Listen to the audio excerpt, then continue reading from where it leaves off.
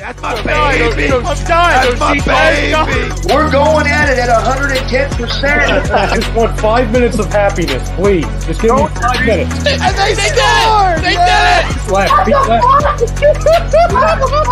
What the hell was that? Oh, yeah. What the fuck are you talking about?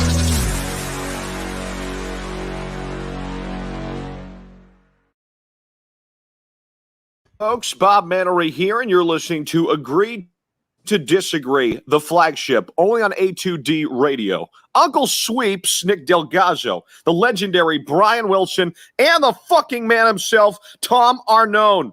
These three guys from Jersey bringing you real talk with no agenda. You don't like them? Tough shit. It's their show, and they're going to say whatever the hell they goddamn want.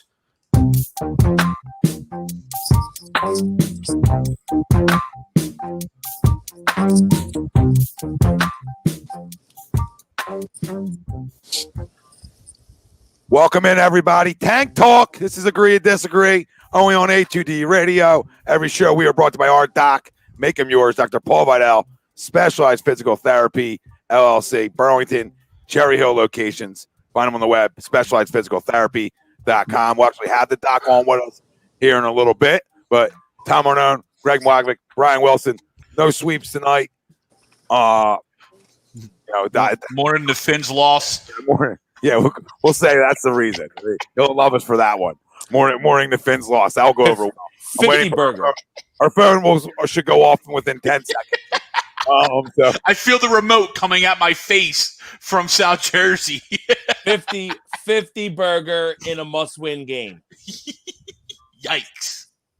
Yeah, listen, we got a lot to talk about tonight. We'll do live reactions, obviously. Crumb of the week like we do every show. Sixers. They're off to a hot start, baby. 5-1. Looks like the basketball team we expected them to be. Sometimes that doesn't come to fruition, and it still might not. But right now, going in a good direction, getting scoring from everybody last night.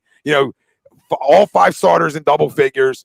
Ben, I think Ben or Danny Green had 13, and everybody else had more than that. And that's a good night where you can win a game like you did last night, and Joel Embiid has 19 points. Right? I mean, they're wins. I mean, he only shot 11 times. So Sixers looking really good. Got a fun week coming up with the Sixers. A lot of games. The Nets on Thursday. So that's one to look forward to. That's on a back-to-back. So Sixers are playing good basketball. Anymore. That don't matter anymore. We're locking down the Nets. Oh, I'm excited. I think so too. We'll do Eagles live reactions in a year where has such high expectations because of what the cap was next year. We had high expectations, and talking to people earlier, and I know you guys feel a weird day to wake up on Sunday, week 17, and the Eagles have nothing to play for. It's been a while, and right now would be the 6th pick of the draft. If we win the night, which would be typical Eagles fashion, we could fall to 9, which isn't egregious. I mean, I'd rather be 6, obviously. 9 still in the top 10. I don't trust the guy making it at 6, 9, 20, 25. All that's going to tie into the main conversation at hand 1, tonight. 2. I mean, unless we did like buckle my shoe. Like we don't do a petition at 1 to get 3, the 4. Howie's a whore. Or to Jeffrey. Eagles future with Doug, Howie, Carson. All ties into our poll question tonight. Brought to you by Ambuck Services. 20% off. Telling the boys from ATD, saying you gutter insulation, gutter guards. And Buck Services has you covered. Eagles made the right decision keeping both Doug and Howie. Agree or disagree? Now, listen, I agree with Doug one more year. But once you throw Howie into anything, like once Howie gets put into any type of poll question, period, in terms of keeping him, it's a hard disagree. Because all the cap struggles that we're talking about next year are because of Howie Roseman. And right now, in case we miss it, we're 4-10-1. So not a good football team. not a good football team here. So how does anybody agree with that? I know there's people out there that defend one or defend the other, right? Or don't defend either. I'm more of one that says, I'll give Doug one more run because, finding leaders of men is harder to find than guys who can draw plays, right? There's a lot of coaches hired in 2017. None of them have jobs. And I heard they were all geniuses, right? None of them had jobs, or 2016. A lot of coaches hired that year. Heard there was a lot of geniuses in the room. None of them have jobs anymore besides Doug Pederson as of right now. So, I mean, whatever that said, that doesn't mean you hold on to a guy forever. That means you say you give him one more year and you see how it goes. And there's an overthrow from Ertz to Scott. So the Eagles made the right decision keeping both Doug and Howie. Chime in. Let us know, fam. Facebook, YouTube, Twitter, Twitch. That's where we're live. Everywhere you get your podcasts, we're there as well. Like, subscribe, follow, download. Join the conversation tonight. Watch this slop with us. Enjoy this slop with us. This is the first time in history. I'm not excited even a little bit about doing Eagles Live reactions. I thought doing Eagles Live reactions like week 8 was a struggle bus city. This is going to be tough. This is tough to swallow. This is where you feel for all the fans that have dealt with. Matt Pryor and Brett Toth are your starting tackles. Yeah, Brett Toth. Oh, he's dead. Yeah, here comes the flag. There it is. There's the flag. 15 yards. You bet the Eagles tonight. Giddy up. Eagles made the right decision. Keep both Doug and Howie. Bet money on. Disagree. What do you guys say? Does anybody on here agree? Does anybody out there agree? I do agree with you in a scenario where I'd be more okay if it was just Doug coming back. If you had to pick one, right? If there was a scenario where you had to pick one, I'd be more okay with Doug coming back. But I'm also the biggest non-Doug fan either, right? So, but I understand that thought process of, hey, at least we won under him, and he is under contract for next year. Let's see if maybe he and Carson can reconnect over the offseason and maybe rekindle whatever you had in 2016 and 2017 when Carson was at his best. But both of them, same thing like you said, Tommy, once you throw Howie into the deal, no, absolutely not, right? To just fire Doug and keep Howie didn't do it for me. As much as I don't like Doug, I think that was like the Jim Schwartz scapegoat move, right? You know what I mean? So that's, again, the only move happening is Jim Schwartz. They didn't even fire him. No, exactly. Yeah, he's retiring. A typical fucking Philadelphia fact. Exactly. Well, Jim's decided to step down from his duties. Fuck you. Fucking fire somebody. It's been so tough on Jim. It's been so tough. He's just thinking about retiring. Well, that tells me the lack of talent you put on the defense. Exactly.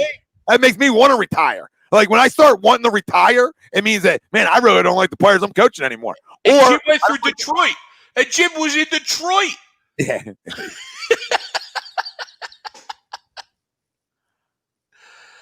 So, no, yeah, I mean, I agree with you in a scenario where I would have been okay. Not okay, but I would have understood if they would have kept Doug. But you can't keep them both, because then what are you really changing? Nothing. No, nothing at all, typical tonight. But I wanted some change. I know everybody wanted some change. I never thought Howie would get the boot. I was hoping it would happen and come to fruition.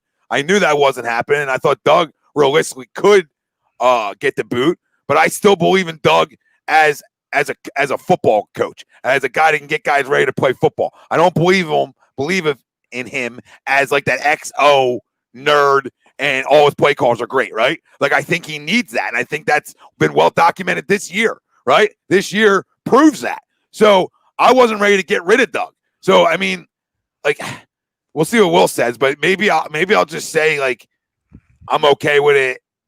They made the right decision, because if you're going to get rid of one, then you get rid of both, right? But Wills, what do you say to it? I was ready to get rid of both. I want them both gone, to be honest with you. I just think Doug's been shit. I know what you're saying, but like you're so hell bent on this giving him one more year when we're all pretty much in agreement that we're probably not going to be good next year. So why even give him another year? Just fucking cut the You know how the NFL is, dude. Decapitate him, dude. Get rid of him. The NFL is, though. You've been around this long enough. Come on. I know. As well as Carson going to buy himself out. You could be good next year real quick. We could, but the cap hell that we're in, it's not likely that we're good next year. Now, granted, our division stinks, so we could win 7 games and make the playoffs next year. You never know. But I mean, I would fire both of them. I want them both fired, but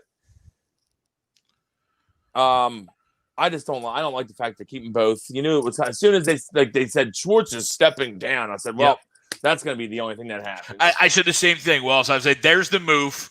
There's your scapegoat, and you didn't even fire him, which is rightfully so because he didn't deserve to be fired. Schwartz is as frustrating as anybody.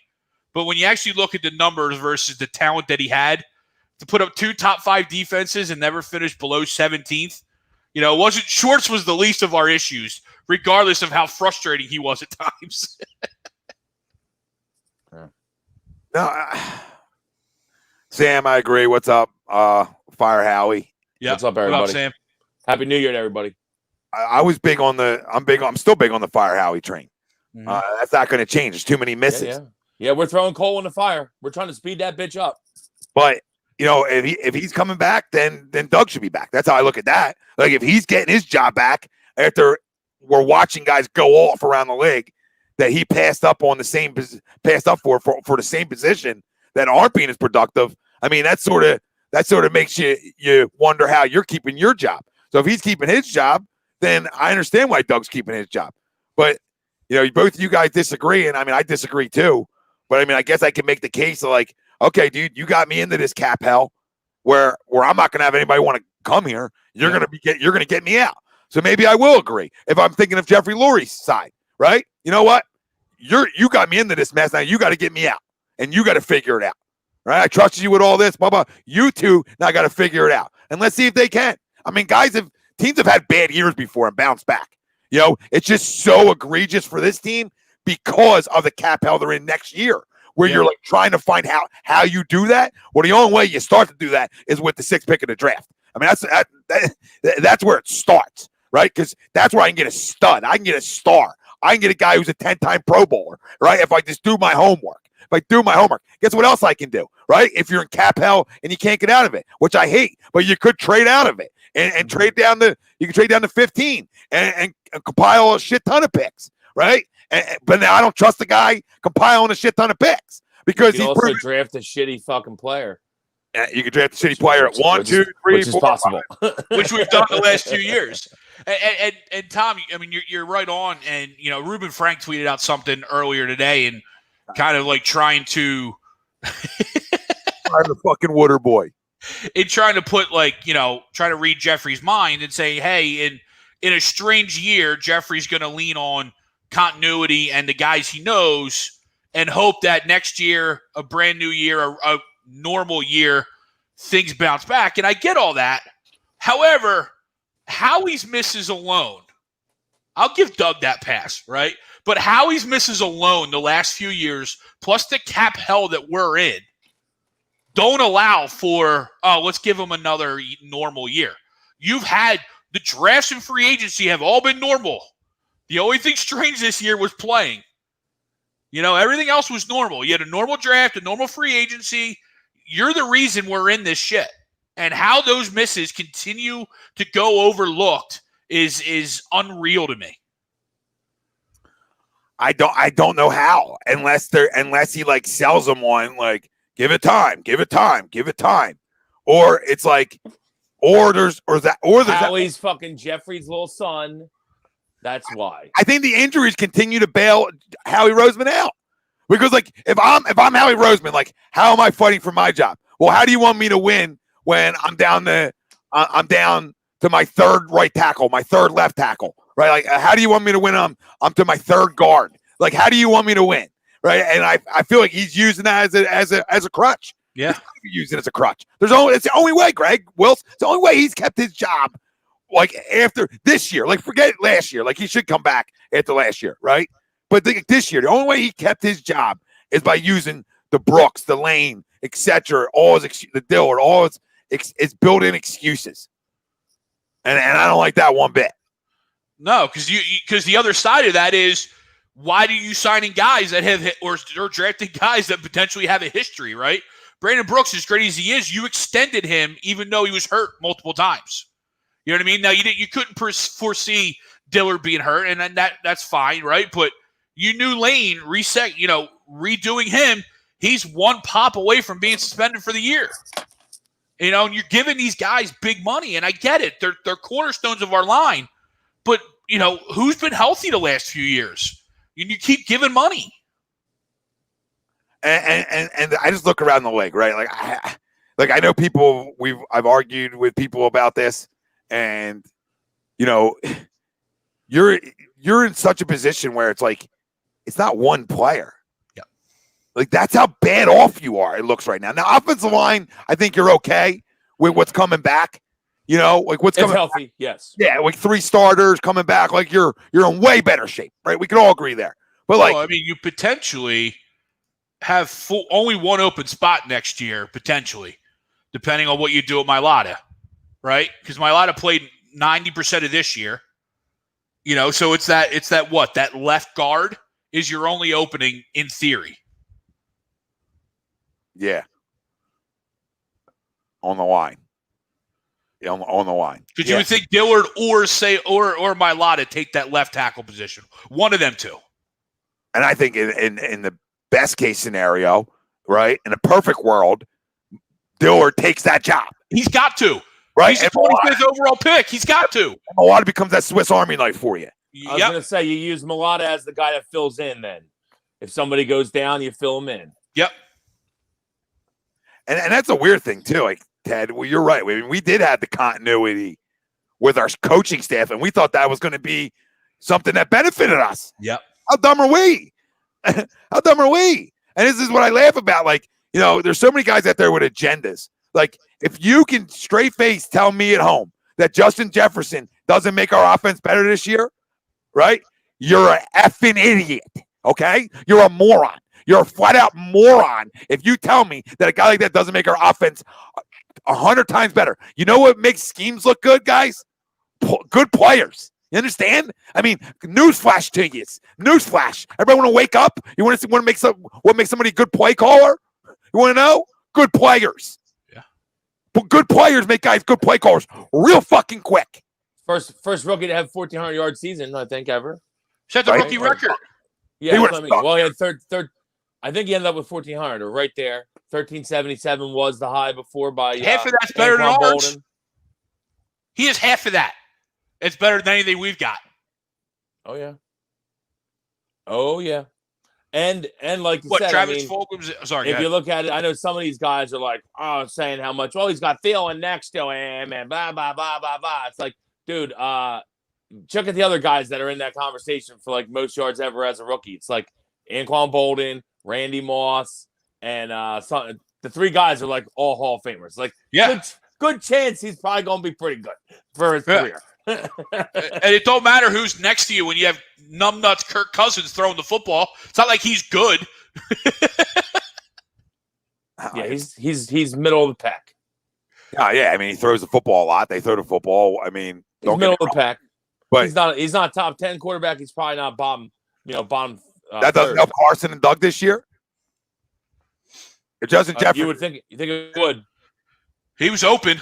I don't care about scheme. He was always open. I said this 5 times. If you sit at home right now and you tell me Justin Jefferson and J.K. Dobbins doesn't make this offense immediately better this year, you should stop watching football. You should stop watching football because you could have sat here on draft night and there's plenty of guys on here that yelled for Jefferson and yelled for Dobbins, both in them spots in the first and second round. And if you think for a second that them 2 guys on this roster that were probably not in the conversation of win or go home tonight, then you're an idiot.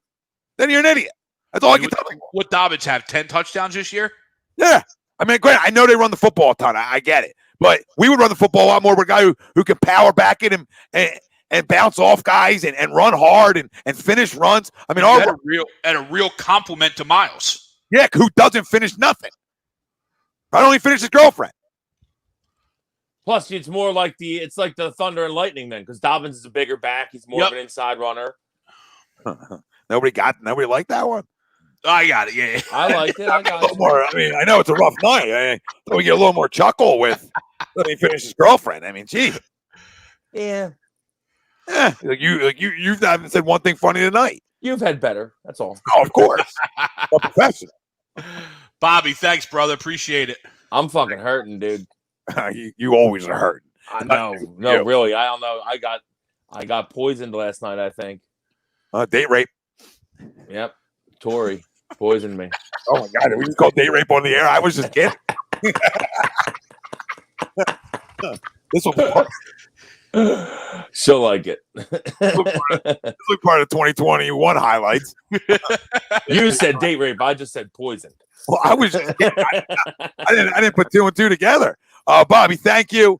And everything you say, spot on. 1,400 yards as a rookie. Listen, he comes here as 1,000. It's an upgrade. 700. 800. I said Travis Fulgham at like 540, and he's our leading receiver, and he's been off the depth chart the last 6 weeks. I think he had a catch last week. I think I remember him catching one. Ford and Blake Countless. Good old Auburn. Blake Countless. Blake Countess. We only take the guys from the SEC that stink, too. If you notice, like, we'll never hit the guys from the SEC that are good. We got like Blake Countless. Like, I remember watching Blake Countless play at Auburn. We go to the SEC in the 6th and 7th round. Wasn't even their best corner. Yep. And we fall in love with him, like fucking Jalen Mills, 7th round corner. At least For where we got Jalen, he's been a good player. At least Jalen can play. Like, I mean, Jalen's going to go to somewhere else and play. So, I mean, he's going to be on an NFL roster. Touchdown. You guys are ahead of me. That's good defense there. Oh, shit. Tom's ahead of me, too. Cocksuckers start calling shit out. Oh, I'm sorry. Now that I know, I will. No, it was like you said touchdown as the ball's in the air. So, but I'll tell you what, though. I made a little wager bet on this game because I was like, how do I make this game fun? Because I'd really rather us lose the game. So I bet McLaurin, Logan Thomas, Jalen Reagor, and Jalen Hurts all to score a touchdown. So, hey, 1 of 4 so far. Let's go. It was like $5 to win almost 200 or something like that. Chris, I don't know. I mean, Chris Kelly, I agree with you about the Deuce Staley love. I like Deuce, love Deuce. But, like, why the offensive coordinator job? Like, automatically, like, we've seen his rotation with running backs. People get mad at Doug thinking it's Doug's rotation. It's actually Deuce's. So if you don't like the running back rotations, you sure as hell shouldn't want him calling plays. You know what I mean? If you don't like the rotations on Miles' touches or time or the percentage of being on the field, then you sure as hell shouldn't want him as your offensive coordinator. I will give Deuce this, though. Throughout all the years, we always rotate a lot of backs, and they seem year after year, except for this year, of course, year after year, they seem to be the ones always ready to play and doing their job. But I do agree. I think there's a lot of just inside because he's an Eagle, homer love for Deuce because he's been passed up by guys who have no pedigree and no experience for offensive coordinator twice or 3 times. So it's like, obviously there's something there. Does he even want it? That could be it. I mean, I think some guys don't even want that responsibility. Like, hey, I like coaching running backs. It's not like he needs the money. I'm sure he's got money. Yeah. I'm just saying, I don't know for a fact. I'm just saying, I don't know if we know. Does anybody know? Like, guys are out there all skeptical. Like, we don't know what's going on in there. He might be like, yeah, I'm pretty comfortable, coaching running backs. Yeah. Where do you guys? I don't hate Deuce though. I like Deuce. I don't know if I want Deuce as an offensive coordinator, but I don't. If I tell you right now, if you told me if I fired Deuce, they'd fire everybody. I'd fire Deuce. I'd fire everyone. I'll tell you that. My question to you is, though, I mean, I would take the only thing I would say is I would take having Deuce as an offensive coordinator instead of having no offensive coordinator. Yeah, I agree. But my problem with the Deuce, or if you take anyone that's on the staff, is like, are we really changing anything, though? You know what I mean? Because that's like Doug. That's like a hand picked by Doug, and the Doug's, I'm still going to have all the say kind of deal to me. I want you to bring somebody in that's going to come in, maybe put his fucking cock on the table and tell Doug, listen, I'm calling plays. I watched the last 2 years. You've been shit. That starts with the owner. And it starts with the owner. I mean, the owner. Yeah. I mean, the owner already fired the offensive coordinator last year. I think we would all take Mike Rowe back at this point. I mean, I'm not looking for Mike Rowe because we all know he's an idiot, but I'll take Mike Rowe back than nobody. It's hard to do this at this level, man. It's hard to do both. Like, it just is. People think it's easy to do. It's hard. You gotta have your hand in everything, and then you're calling all your own plays. Like, you gotta at least have a guy on the side of you where he's somebody to bounce some ideas off of. Look at he's calling 20, you're calling 20, so then maybe teams can't catch on to what you're trying to do because you're both doing something a little bit different. Ever think about that? Did people ever think about that? Like I just think this year got sort of rushed where they just didn't have anybody in place. I would assume they would, but yeah, and then going back to Deuce, and it's early, a couple weeks ago where it finally was like, oh, Doug handed off play calling duties. I would have rather them gone to Deuce instead of Press Taylor. You know what I mean? Press Taylor's like, oh, this guy's my understudy. I could bully him into doing whatever we want, right? Press Taylor was the token play caller guy, scapegoat, right? I would have rather gone to Deuce, someone who's been here at least, so that either we realize whether he can call plays or whether he can't. Yeah. Yeah. First off, anyone whose first name is Press, I'm already out. I'm out. I'm sorry, I'm out. You Press. Your parents should be shot. Press. Like press a button. Fucking get a real name. Yeah, not the perfect name, Press. I don't know, but regardless, I mean the guy's been a doormat and get walked all over, and hasn't done anything for his quarterback. Where they said that you can't go outside the organization and work on things. But we got Doc. Looks like we got Doc waiting on the back wing, so we'll bring. Let's go, Doc. We'll bring Get Doc in here in a little bit. That's a good ball and catch. Good throw and catch. Good throw and catch, guys. Good job. Simple things. Just throw and catch. Pitch and catch. But Dr. Paul Vidal, Specialized Physical Therapy, LLC, Burlington, Cherry Hill locations. And you know where to find them right down there. There's a link, specializedphysicaltherapy.com. Doc, what's happening? Good to have you. Hey, guys. How's it going? Happy New Year. Happy New Year, Doc. Paul, how are you? All right. Doing well. Hopefully a better one than 2020. Man, I'll tell you. That's common. Hopefully better for the Eagles because we came in. That's a good ball. Oh, that's picked. Yeah. That's fun. That's welcome in, Doc. Welcome to the Thunderdome. This is what we've had to talk about all year. Oh, it's right. Holy smokes! When they ask you about our poll, do you agree or disagree that the Eagles made the right decision keeping both Doug and Howie? Yeah, man. I don't know. It's like, I guess in a way I would agree because they have to choose a direction they're going to go, whether you like it or not. Like it seems like Carson's going to not be around. It would seem like so. And I think they drafted this quarterback Ertz, which at least I kind of questioned it back in the day why they did that. So it almost like they create their own problem, So, but if they're going to go with Ertz and Howie and Doug were all on board with that, then I guess you got to keep those guys. And in that sense, I guess I agree with it. If they're going to keep Wentz, then it seems like there's some issues going on there. So then that's going to keep boiling over, becoming a problem, I think. So, I guess to me it depends on what they do with Wentz. If they decide to keep him or not. Well, this is what we're going to see from Jalen Hurts. I don't know. I like Jalen. Did I say Wentz? I'm sorry. I meant Wentz, not Hurts. No, I know what you meant. I was just bringing Hurts in the conversation because this is what we're going to see from Hurts. So like he's not. And yeah, Doc, we're still questioning the pick. We're questioning the ability to be able to throw from the pocket at the NFL level. And there's a bad ball. It's just another turnover. He's turned the ball over now, 7 times in 4 games?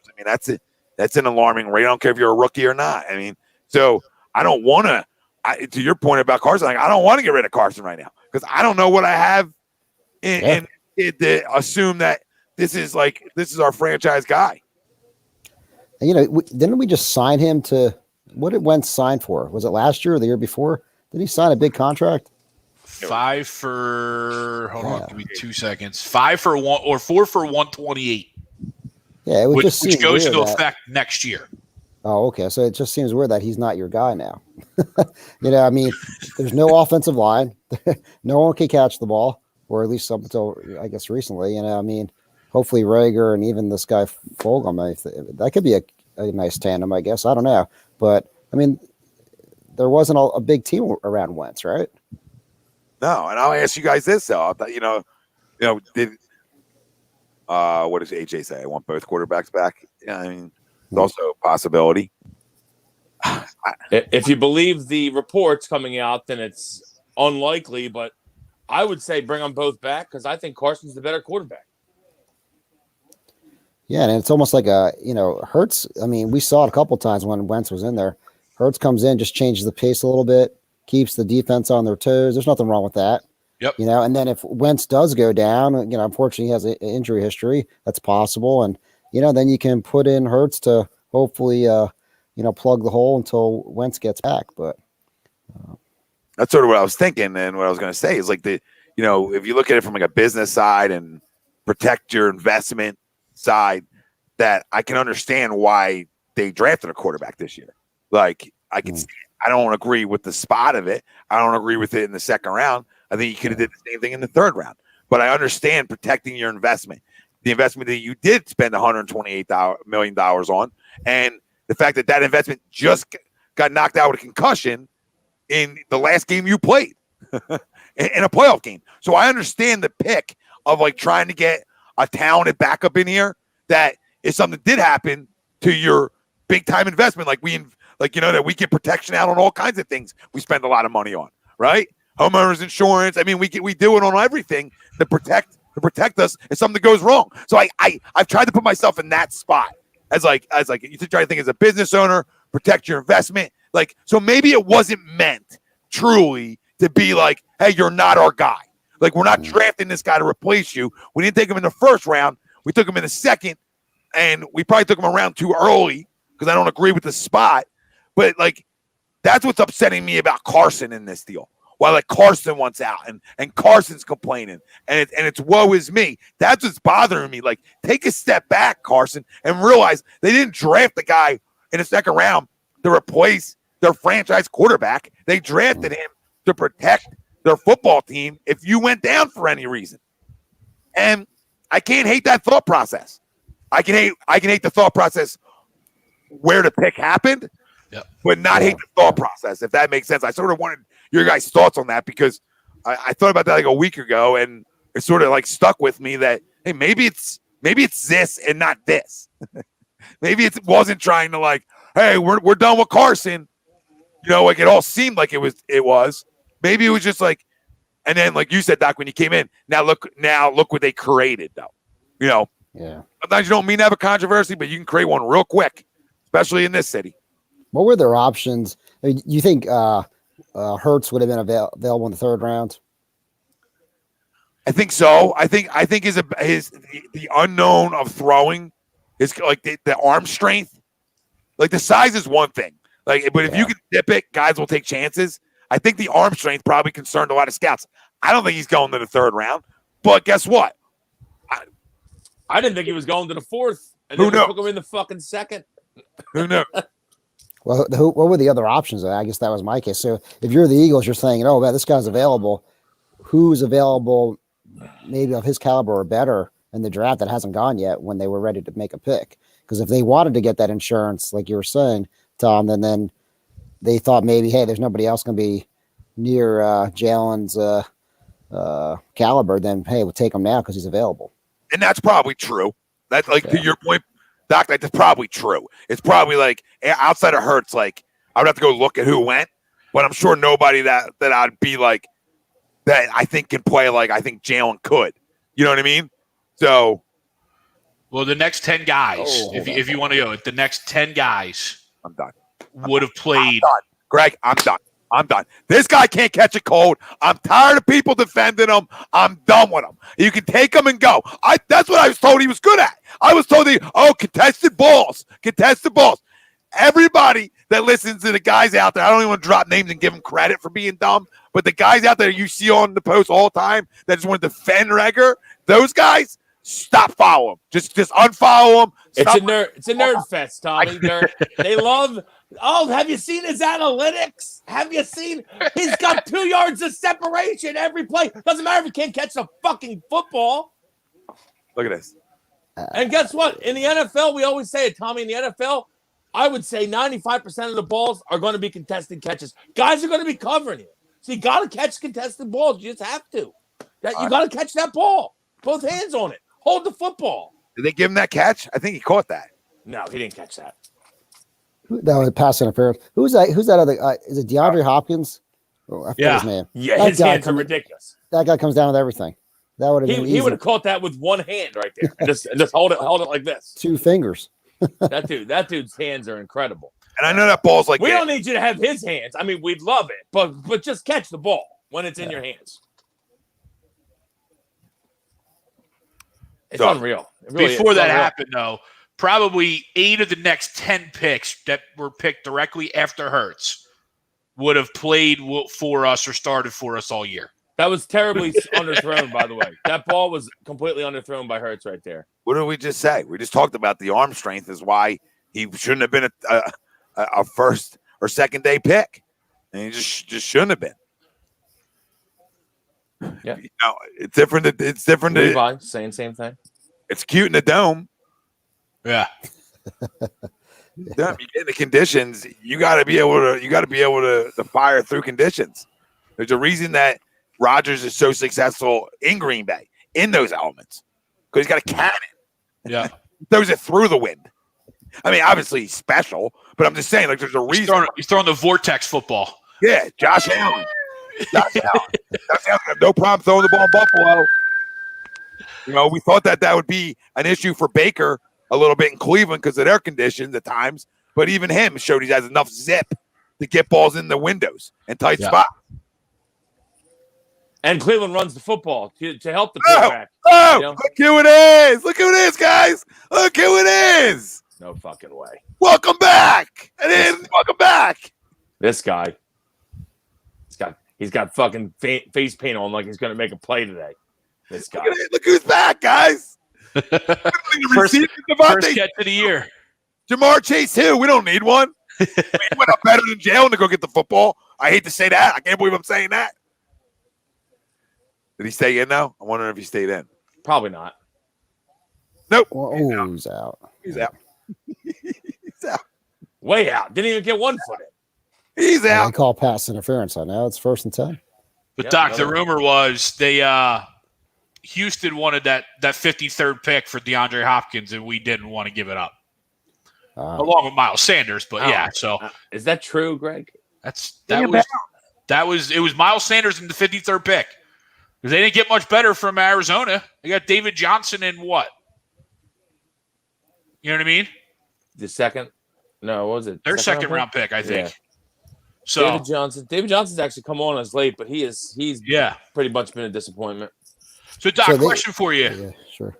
As we the playoffs are starting, obviously we're not a part of it, but it seems like there's obviously all these guys through contact tracing and then just actual testing positive, but having no symptoms and no effects of COVID, but yet they're being asked to, obviously isolate and quarantine until they have multiple negative tests. Is that affecting the positive test and any small symptoms that they might have, is that affecting any of their comeback and any of their conditioning as we start to shorten the weeks and their period to come back? Well, I would say we don't know yet, but I got to tell you this: if they're asymptomatic and they're still able to condition and do everything but play, then I would say they're keeping up their conditioning. Obviously, game speed is a different thing, but as we've seen over the year, COVID can hit multiple systems, and it can vary from one person to the next.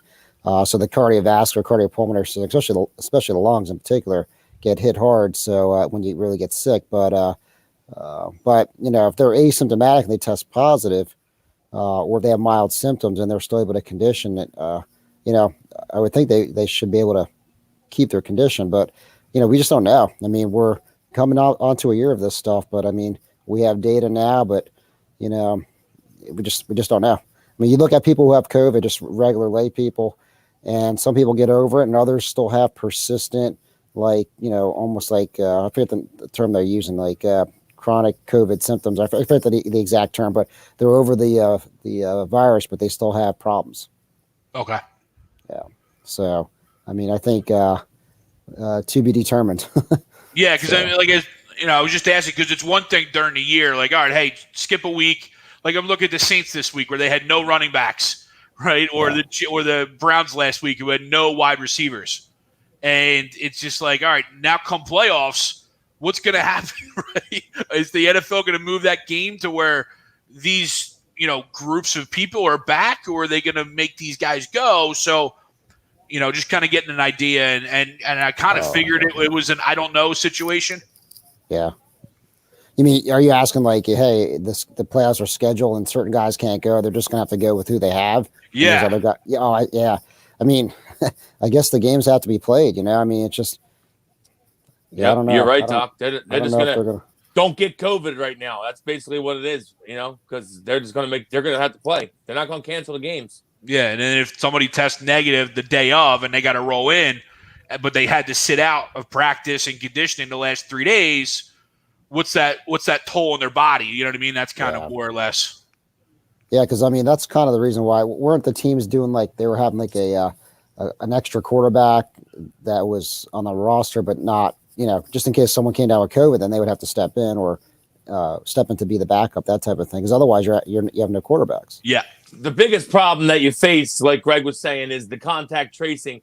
If somebody gets it, I mean, I guess you would just kind of hope at this point that everyone is staying home with their family and not going anywhere because you're like, hey, it's playoff time, guys. We can't fuck around.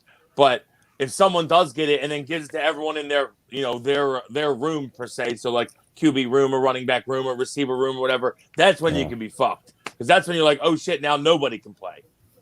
What do we do?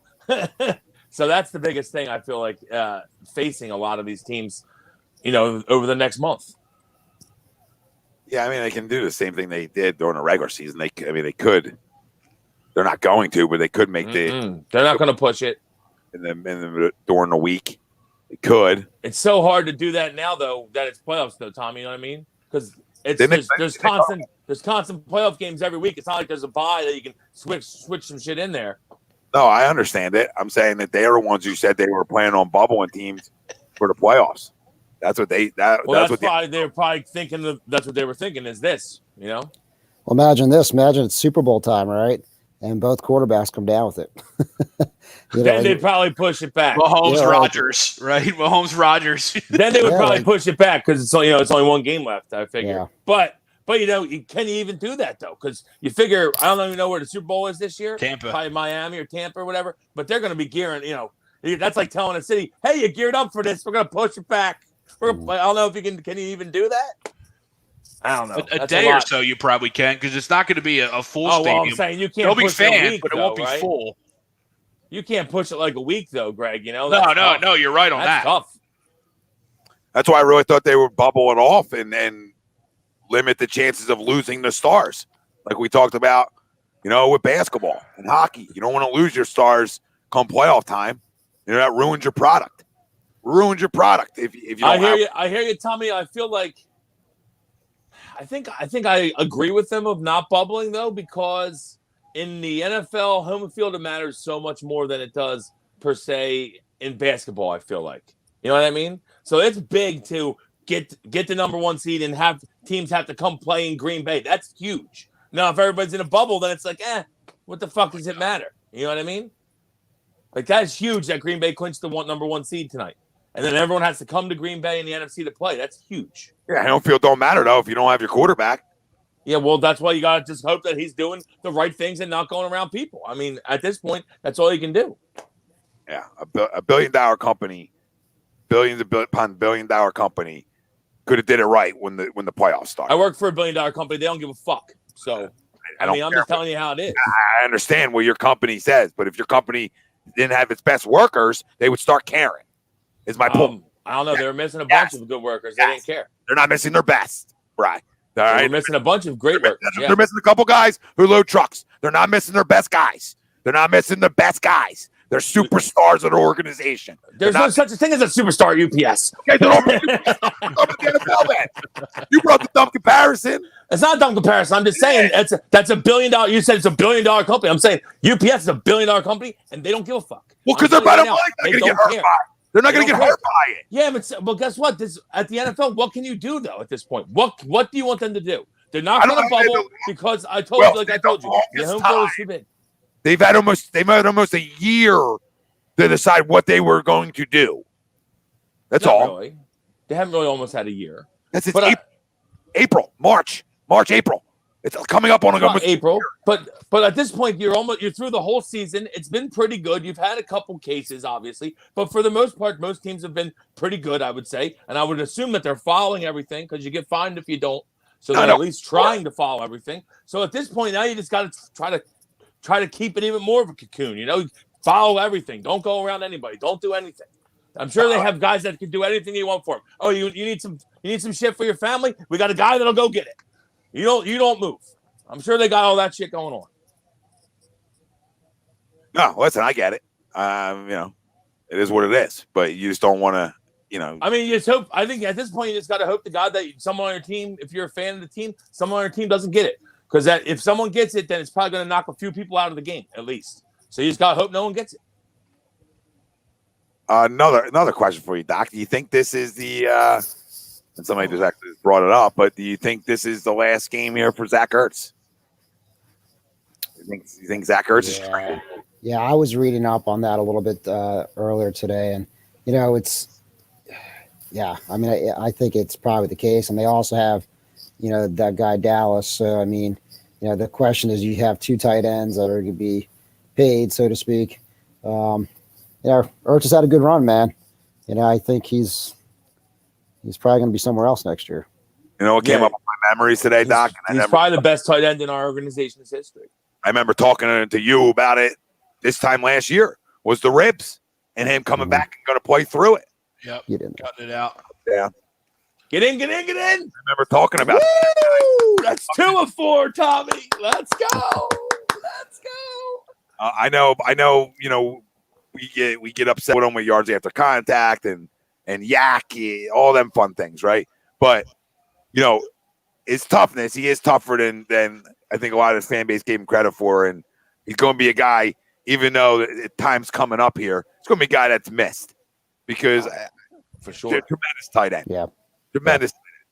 Probably, if you look, his numbers are great. I mean, dude's got great numbers. I saw someone trying to say he's only had one good year. Like, what are you talking about? He's had like 6 years over 75 catches. For a tight end, that's spectacular. And he's had one with like 110 catches. The dude has had a spectacular career. Like I said, probably the best tight end in the organization's history.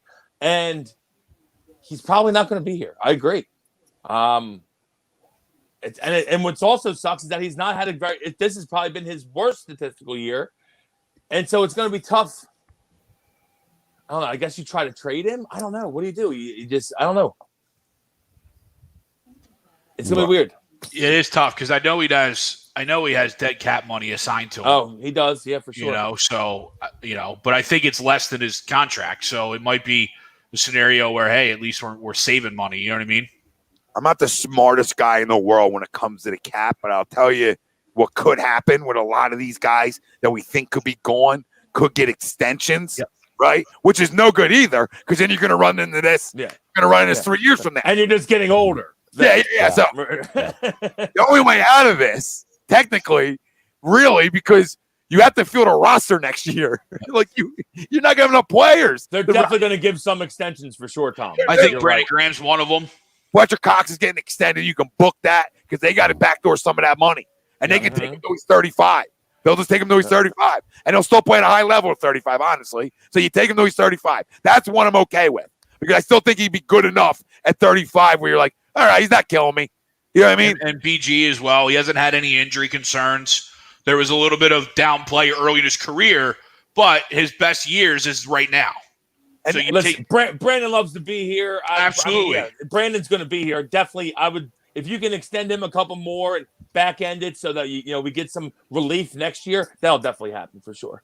You just can't, guys, Jason, you can't trade all these guys, Jay. No. You won't be able to fill a roster. And first off, trading in the NFL is very rare, guys. I mean, it's to say that we could just throw like 4 guys in a trade, that shit doesn't happen in the NFL. You see like 1-for-1 trades every once in a while or a guy for some picks, but it's very rare you see multiple guys traded. It's so rare.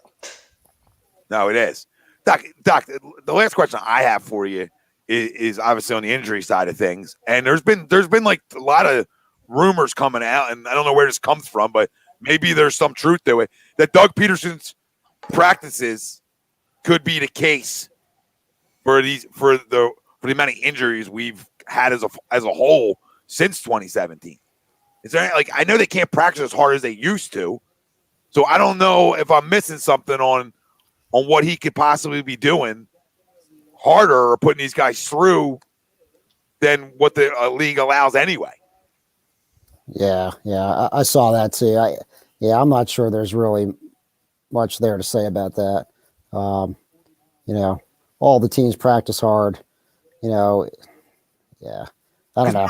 With Andy, like Andy early on, like 99 when he took over, that training camp was rough and tough. Like they were killing each other. 2-a-days pads. Yeah, like they don't do that anymore. So especially during the regular season. And I've always thought Doug's done a really good job of limiting his veterans at practice throughout the week, throughout the later portions of the season, from Fletcher, the Brandon. I mean, we've seen this on, guys on injury reports for years now, week 14, 15, 16, and then they play just because he's limiting them in practice for the wear and tear. So I've always thought he did a good job with that. But it's funny how he's like, and I wanted your opinion, like I feel like he's becoming the scapegoat for the injuries now. Yeah. I mean, unless we had actual knowledge or data of what he actually does and compare it to other teams, I mean, that's just a rumor that's flying high. That's what I thought too. Like I just don't know what he's doing now. I would love the smoothies back in, and there's something to be said about pickle juice. Where's that pickle juice at? Oh, man? pickle juice game! What a game! What a game! That went with Andy. I'll hire Deuce because of that game. I'll tell you that. What a game that was! Why do you think people want him? Nothing better than burying the Cowboys. Like, remember how great that game was? Open the season, first year with McNabb as a starter, bury the Cowboys. What a game! Doc, I have a question for you. Yeah. So I don't know if you saw today, but Mike Evans got hurt for the Buccaneers, and it was on it looked like maybe there was a little chunkiness in the end zone, and he didn't even get hit. He was like going to catch the ball, and his knee got stuck in the ground, and it looked like he hyperextended. So I assume they'll do some sort of MRI tomorrow. Yeah. But let's say he didn't tear anything. Is there a good chance that he can play next week, you think? Yeah, I mean, it depends what happened. I mean, hyperextension. I mean, it looked like a hyperextension. I'll say that. Yeah, I mean, if there's no ligament or meniscal damage, cartilage damage, I mean, you could strain the hamstring, which happens when you hyperextend the knee. So depending on the degree of strain, I mean, it's possible he could be back. But I guess we'll have to see what the tests show. Yeah, absolutely. I mean, hopefully it didn't look great. I'll tell you that, and he struggled to get off the field. Yeah, It was a shame too because he dropped an absolute touchdown. Did he? Oh yeah, right in his hands. I think he dropped the TD because he hurt his knee. Like one of those where he was like But I mean, it doesn't really matter because Tampa Bay rolled, and obviously Antonio Brown can step in his spot. But you would think that they're going to want him. They're going to want him back sooner rather than later. Extended knee with no ligament damage. How hard on a team must be hard on you.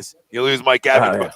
AB's here for 12 for 153. Yeah, I was gonna say as soon as Evans went down, Brady threw the ball to Godwin and Brown the rest of the game. Just them two fit what he does better, actually. In reality, which is they're better on the crossers and the quick hitters. They're better on that than Evans is the red zone guy though. Yep. No. Listen, it's a loss. Bakatari, right? I'm wondering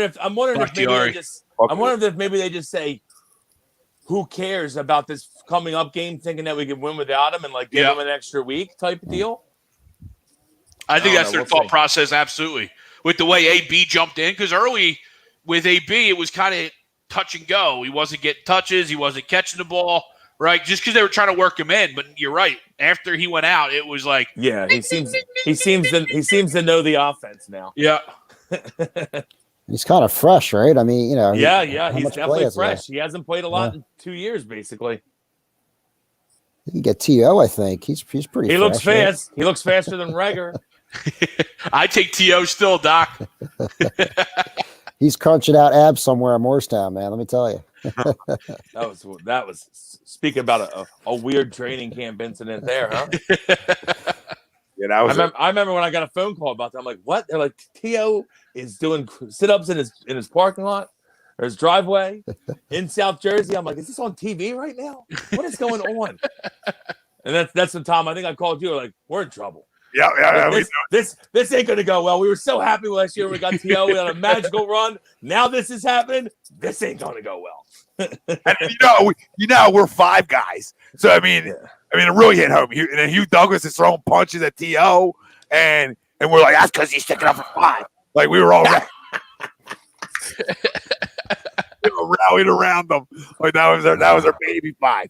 But man, I mean, Donovan would be a Hall of Famer if they would have just figured it out. Because his numbers would have got there. He still could be. I still think he is, but he's borderline fringe. But if him and Theo had another just a year, 2 years together, two more, yeah. Yeah. I mean, remember those last couple or the couple years after that, we had like, I know Donovan got hurt the 1 year, but we had who were the guys? We had Kevin Curtis was our number one for a little while. I think Dante Stallworth for a year before he killed a guy. We had like a couple different guys in there. T.O. goes for like 1,300 easy a year. I saw Dante Stallworth at a nice guy at a golf event, and he was drinking. Like it was like a golf. It was like hopefully not driving. I don't want to say the event. It was just at Harris, and there was drinks, and I'm like, oh, this guy's out already. That's the first thing I thought of when I seen him. And I met Dante Hall too. Dante Hall's a real bad individual. Like Dante Hall was like, it's free drinks, right? So the drinks like this big, right? Like not gigantic, but not, I want to say baby drinks, but get as many as you want. Guys don't got bigger cups? Dante, they're free. That's what I wanted to yell. They're free. I feel the guy. I don't want to stand in line. I don't want to stand in line every 4 minutes. There was no cup. Bigger cup, the guy. It's Dante Hall. That's Mr. X. What are we talking about? Are you kidding me? He was sitting at the bar like this. Nobody at the bar, because there was a million places to get drinks. Like, I don't know why you guys can't give me a bigger one. Like, nobody around you. This is how you start on punt returns. Nobody around you. You're fine. Dante Hall had one of the most filthiest moves I've ever seen. And it was on a reception, too. It wasn't even on a return. Yeah. Remember that when he did he did like a stop, popped backwards and spun, and then when it went down the sideline? Oh. Doc, so you have to pick one. Next year. Can't have both. Have to pick one. Carson, Ertz. Yeah. I want to see I believe in Carson, man. I want to see him do well, man. I'm going Carson. I pick Carson. I agree, Doc. I agree. I want to see him come back. I want to me, see the fight. I want to see really the fight easy. in the kid. It's really easy, Greg. I love that. I love that aspect of it. And also, if you're just looking at the two guys, the way Carson has way more upside. The upside is it's not even close. Carson has a better arm, maybe slightly less mobile, but still very mobile. Way bigger. I just want to see him have what he can do. Obviously, he didn't have a great year, he personally didn't have a great year, but he also, he didn't have a lot of weapons around him too. So it's not all on him. There's no offensive line, receivers. I mean, gosh, we upgrade there. I mean, how old is he? 26, 28 now. Oh, he's 28 now. All right. So what? He's in his 20s. They grow up so fast, Doc. Yeah, I know. three more good years, hopefully he's got more than that. But I hear you. You would hope quarterback can go to about 33, 34. Yeah. I mean, unless you're Brady, then you got 44. But look at the transformation of Josh Allen this year. Granted, he put a lot of work in, but just getting yourself a number one helps you out a little bit, doesn't it? Right? Yeah. Just a bit. Regular for a catch. There you go. Now you're going to win this game now. This is what we're going to do. This is what we're doing. You knew this was coming, Tommy. You knew this was coming. We should have a show called This Is Us, but this means the Eagles. Like, I know there's an ABC show, This Is Us. Lena loves it. But, a lot of tears, I feel like. That's why I won't watch it. Like, I'm not crying over a fake show. And we know you. You'll get them tears going. Oh, yeah. Listen. Waterworks over there. I want to call myself Chuck Stone in the Super Bowl, but I would definitely I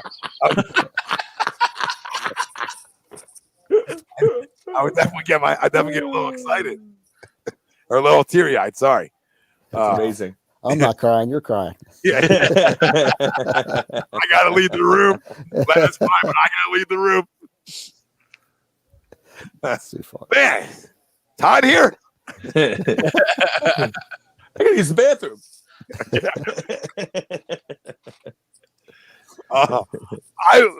In the perfect world, though, I would like both back. And I don't mean like the dual quarterback system or nothing like that, but I think there's a place for Jalen Hurts if an offense is sputtering. I truly do. And I'm in the business of trying to win football games. I'm not in the business of your feelings, right? Like my paycheck, the paycheck I give you dictates easy on your feelings. That's $128 million is saying, hey, no feelings. So he gives me a chance that if my offense is sputtering for a half, I can come out in the third and give him a little series or two, and maybe I get back in a football game and I can go back to 11. Like that's and Ryan Clark and Marcus Spears were talking about this the other day. Why and Sweep says it all the time. I know we talk about it all the time. Why is it the only position in sports where you can't have any type of guy behind you? Right? Like I just don't understand. Like why? Like Ryan Clark was saying, every year I got to come fight for my job. Marcus Spears, every year I got to come fight for my job. Why is the quarterback position do I not have to fight for my job anymore? Like once you give my money, then it's clear sailing. My job, I can do nothing wrong. No.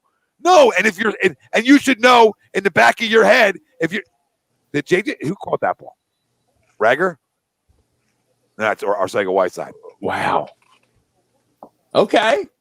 I'm not mad at you. Okay. Whenever you want to I like to say why the fuck haven't you been on the field? But okay, that's a contested catch. Wow. That's not even listen. He did that the very last game of last year, and then they never put him on the field this year again. It was like the same MO. Well, I mean, I'm not saying he can play. So what are you doing in practice if you can't even go on the field? He was hurt though, right? Wasn't he? No, he's been in the beginning of the season, maybe, but he's had a bunch of healthy scratches though. Oh, really? Okay. Yeah. Which obviously isn't a good look, but no, not a good look at all. I mean, guess what? I'm not gonna Hurts again. I want the comp. Listen, I want this. I want to compete, man. Like he gives me a chance in spots to help score points. And at the end of the day, if I outscore you, I beat you. And it's simple. And with a roster that looks like we don't know what it's going to look like next year, right? I got to score. Well, he's not going nowhere, Tommy. You know that. Hurts ain't going anywhere. No, but I want 11 here too because I think he has bigger upside. He could be an MVP candidate. He has the ability to in the right spot. But I have no problem giving this guy 3 drives a game too. I don't think it hurts anybody. It shouldn't. It shouldn't affect your continuity that much as a starter. Yeah, but is everybody a head case now? You can't fucking sit one out? Like, oh, you're having a bad game. Catch the pine for a little bit. Like, clear your head. Yeah. I don't understand the problem with that. Like, just come have a seat. Like, hey, listen, Carson was great in the red zone, right? But wouldn't it be nice sometimes to have that in the red zone? I mean, this is 2 touchdowns with his legs. You got to be able to run the football in the red zone to score too, right? And this gives us a better chance of running the football in the red zone. There's just so many dynamics. Like, Drew Brees didn't get upset when Taysom Hill comes in. Grow up. Put your big boy pants on and won a number 1 or number 2 seed in your conference, right? That's what you're shooting for. So put your big boy pants on and try to figure out a way to get to 12 wins. Like that's what it's about. It's not about anything else. If both of you guys have been through it in your careers, if there's 2 guys that on any roster in the National Football League that should be able to handle this, it's them 2. There's nobody else. I'll never make a bigger argument for something in my life because Hurts has been through it with Tua, right? And Carson's been through it with Nick. If there's 2 guys who mentally should be able to freaking say, hey, I can handle this. Let's go win together. And we're both hoisting a Lombardi. What does it matter? What does it matter? But I don't think guys care about wins and losses anymore. I think they care about perception. They care about what Twitter says about them. They care about what the masses think about them instead of caring about, if I go win 3 Super Bowls, talk all you want. Yeah. Terry Bradshaw don't care. Talk all you want. Terry probably wasn't the greatest quarterback, but Terry got rings. Yeah. No, absolutely right. A lot of them. I got a question that I'd like to put out there while Doc's still here so he can answer too. So I will say that I do not like, now I don't know if this is completely true, but the word is that obviously Carson's relationship with Doug is strained enough that he's going to want to be out of here. First off, I don't like that out of Carson. Okay, stop being a baby. But if I want to know, like, what do you guys think? Do you think that's true? And if so, it is. Where do you think he goes? Well, this is true, right? We know. and Doc, I don't know if Doc's heard this, but this is factual from like, you take it for what it is, but from Dan I saw Mortensen was saying from Dan Orlowski's mouth to A2D's Instagram was word for word. He knows for a fact that that Carson Wentz doesn't trust anybody within the Philadelphia Eagles organization anymore, and the only person he trusts truly around the NFL is Frank Reich. Okay, and I don't like that. I think that's woe is me stuff. Yeah, me too. And I said, well, trust. What are you talking about? I said, Dan, $128 million. And he goes, were you married? And he tried to ask him Marcus Spears this the other day, and Marcus Spears lost his mind because he said, dude, they give him $128 million. Same thing I was saying. Like, well, that's not trusting you. What else do you need from an organization? And Dan's like, well, you give your wife a ring, but you still got to show love. And Spears went off. Spears went off, which was fun.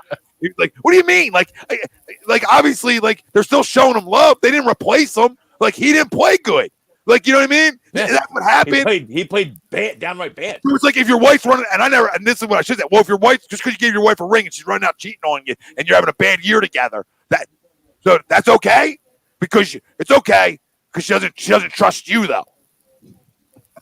Yeah, or whatever the case may be. It just doesn't. It just seems like there's so much made up stuff in here, and so now you know that, Doc. You can probably maybe answer it or be against it because I don't know where I stand on it. If it's I don't want to believe it's true. Yeah, I want to believe it's not true, but it's. I mean, it seems like it is, right? Wow. Yeah, I mean, I haven't dived into too deep, but like, to me, it's like, you have people in your organization you want, any business you want, you want great folks, great people, because it doesn't happen without the people. And, I think it all starts from the top in terms of how you have to lead by example in a sense. So like, it seems like the Eagles have been a little silent, right? So it's like, if you are paying Wentz and you trust him, not that you have to show love, so to speak, like, but maybe you come out and say, hey man, you're our guy. Maybe they're gun shy to say it. I'm not sure why. But like, if they're not saying they're the leader of the organization, then, what gives, Wentz in this case, to go out and like say, hey man, the Eagles are my team. I don't know. I mean, there's something off with these guys, right? And they're not on the same page. And if it's going to work for next year, obviously they have to get on the same page. It's like you hire me, Doc, right? And I get paid the most money in your company, right? But then you hire somebody else in the same role, but I'm getting paid the most.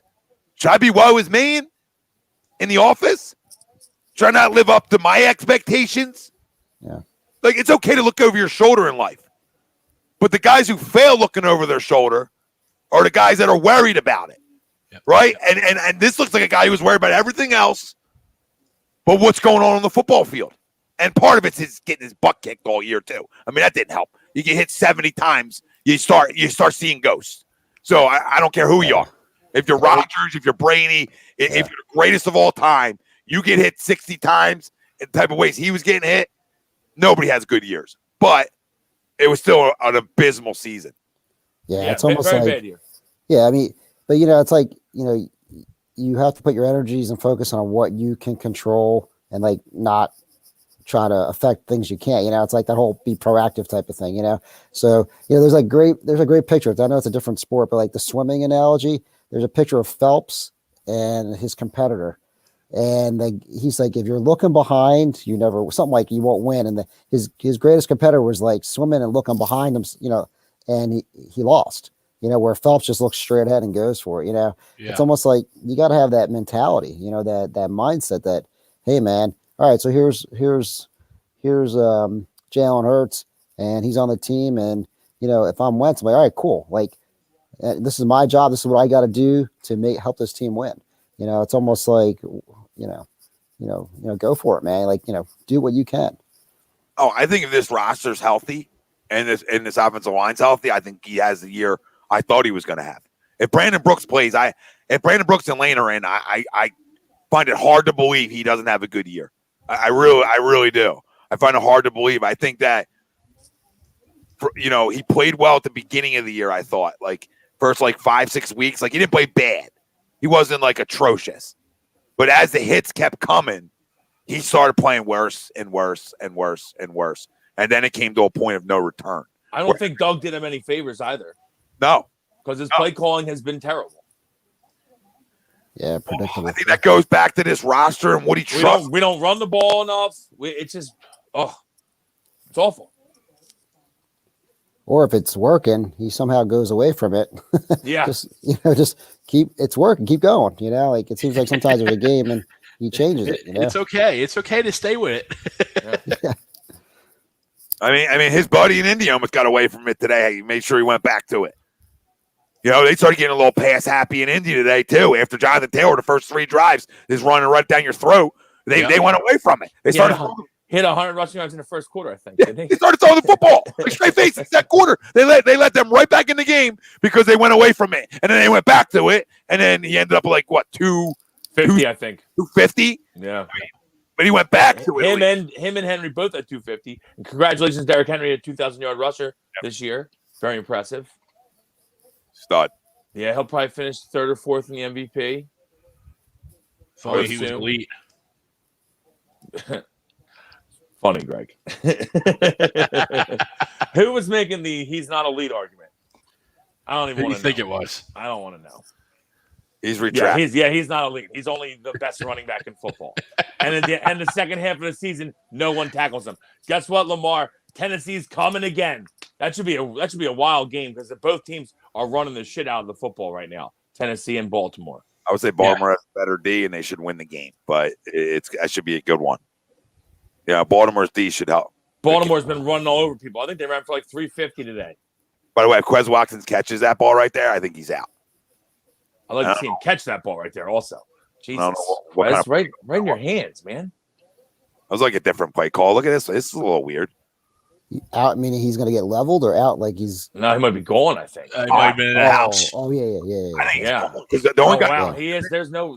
They got blocks. People are. The only guy that came in the picture after that was a linebacker. And I don't think a linebacker the speed we saw from him the other day. Yeah. But that's young receivers. Like I get that. Like especially like 5th, 6th round picks. Like they're issues. Fell down. That was a horrendous ball, by the way. Too. I feel like, or did he fall? He fell. Keep your That feet. guy looks like the basketball player, LaMelo Ball. That wide receiver. That's so funny. He had handles like LaMelo. Jay Jaws, the 4th ball. There he is. We found him. Everybody's looking for him. LeVar, can you give him some of your swagger, please? Would love the swagger out of JJ. Bill, do you still think JJ? You still done on him fully, Bill? He's making. Hey, he's got a couple catches today. Oh, that's a good catch. Oh, he lost it. Zach, hold the ball. Doc, one more. Well, I keep saying one more thing, but I do have Sixers 5-1. Yeah. How impressed are you early on? I mean, all the stuff that we thought they were going to be. You never know how that's going to come to fruition or not, or if it will or won't. But it's exciting to see like the breath of fresh air and the veterans and everything on this roster seems to be early on clicking, which is great.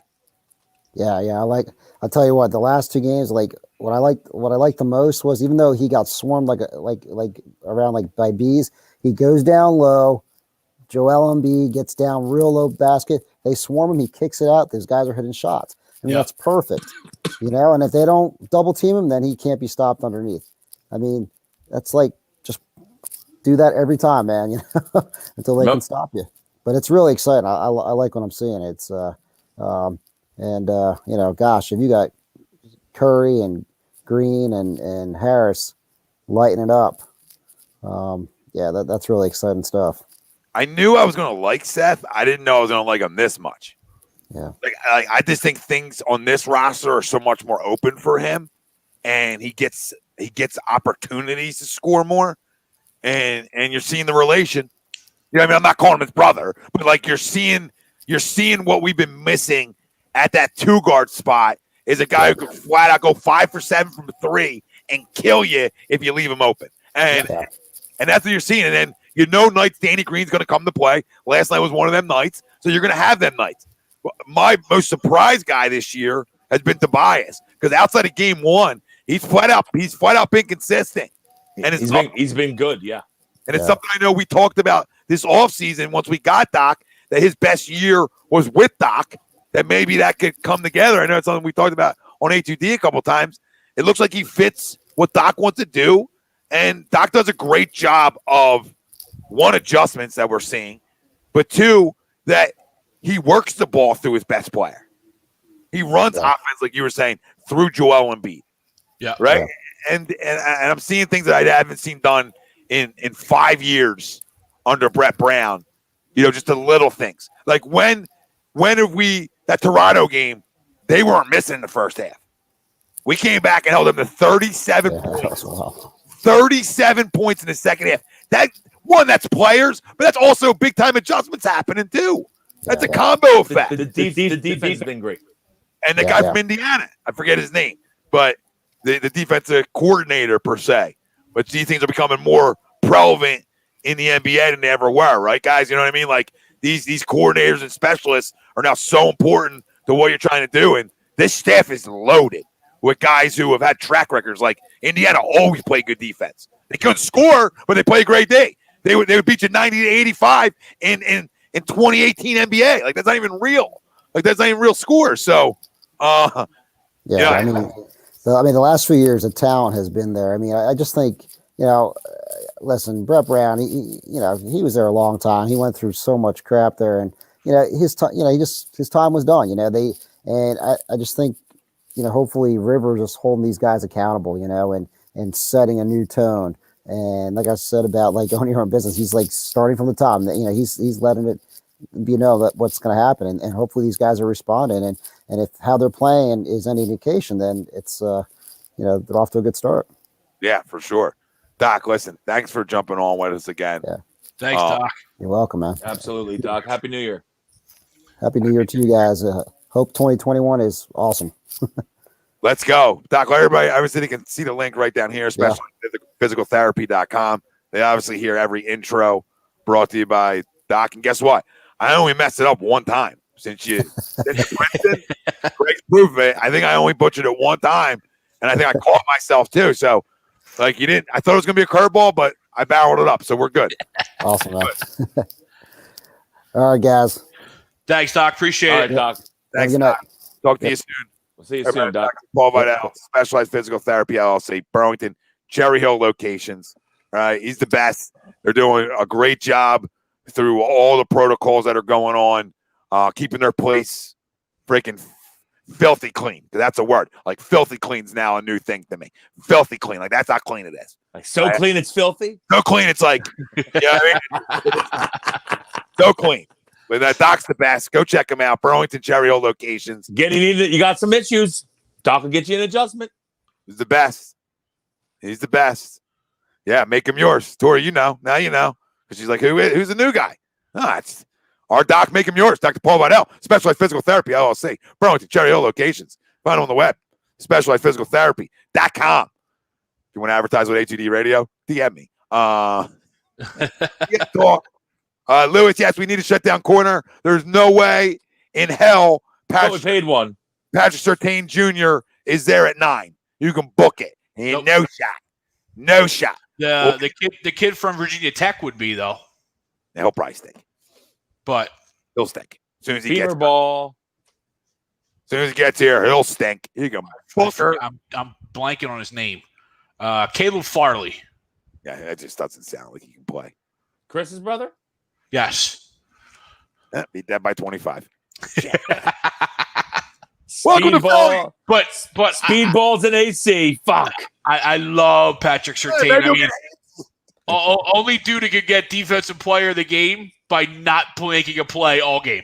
Yo, I've watched a lot of college football. You boys watch a lot of college football.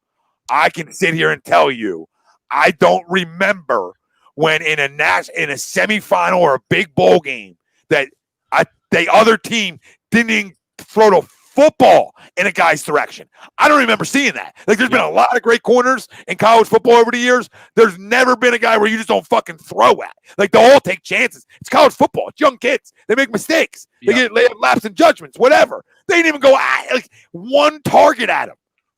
One target. And they had to throw the football a lot in that game. Damn.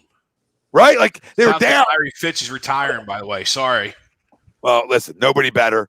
A model, a role model. Great career. A role model to every young kid. Did everything right in his tenured career. Never in trouble. Gave back to a ton of different things. In Top the right, 5 of all time. Big time advocate, just for being a good fucking dude. Larry. And my favorite stat of all time: more career tackles than drop passes. It's the greatest stat of all time. It's the greatest stat of all time. It's the greatest stat of all time. Patrick, I'm kidding. Dude has more career tackles. Not only that, which also means when you throw a pick, he's tackling the fucking guy. More career tackles than drop passes. It's unreal. Caleb, I'm joking. I'm saying he probably is really good, but I'm just saying if we don't get the number one guy, we'll probably get a guy who can't play. This is our life. This is our life.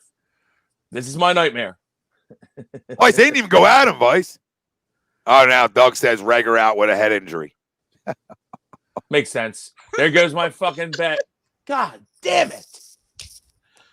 Shit.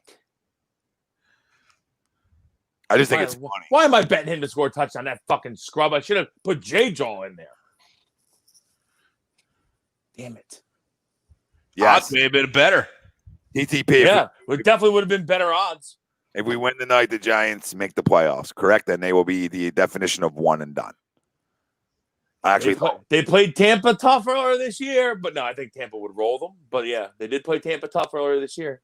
Yeah, I don't believe in that offense in a playoff game. So no, they stink. Their defense isn't bad. They might keep them in the game for a little bit, but their offense is bad, real bad. They got to make Brady turn the ball over 3 times to be in that football game to where they want to be, to win it. Like especially the way that Tom's playing right now, he's locked in. Yeah. He's goat mode. He's in goat mode right now. Tom's locked in. So Tampa's got to go to New York then if the Eagles win. Yeah. Yeah. Oh, yeah. Tampa goes to wherever. They either go to New York or Washington. It makes it a little bit more of a dogfight, but with 6,000 fans. Doesn't even matter. Just the reason Brady went to Tampa. To play in the warm weather. Not that, you know what I mean? They avoid some of the freezers. Yeah, I hear you. But as the fifth seed, he's going to be. If they win that first game, they're probably going to go to Green Bay. So, no, I get it. I'm just saying it's a little 43. The cold's a little tougher on the body. Yeah, no doubt. So that gives the Giants a chance in this game. That's all. It gives them a better chance, or Washington, or whoever wins it.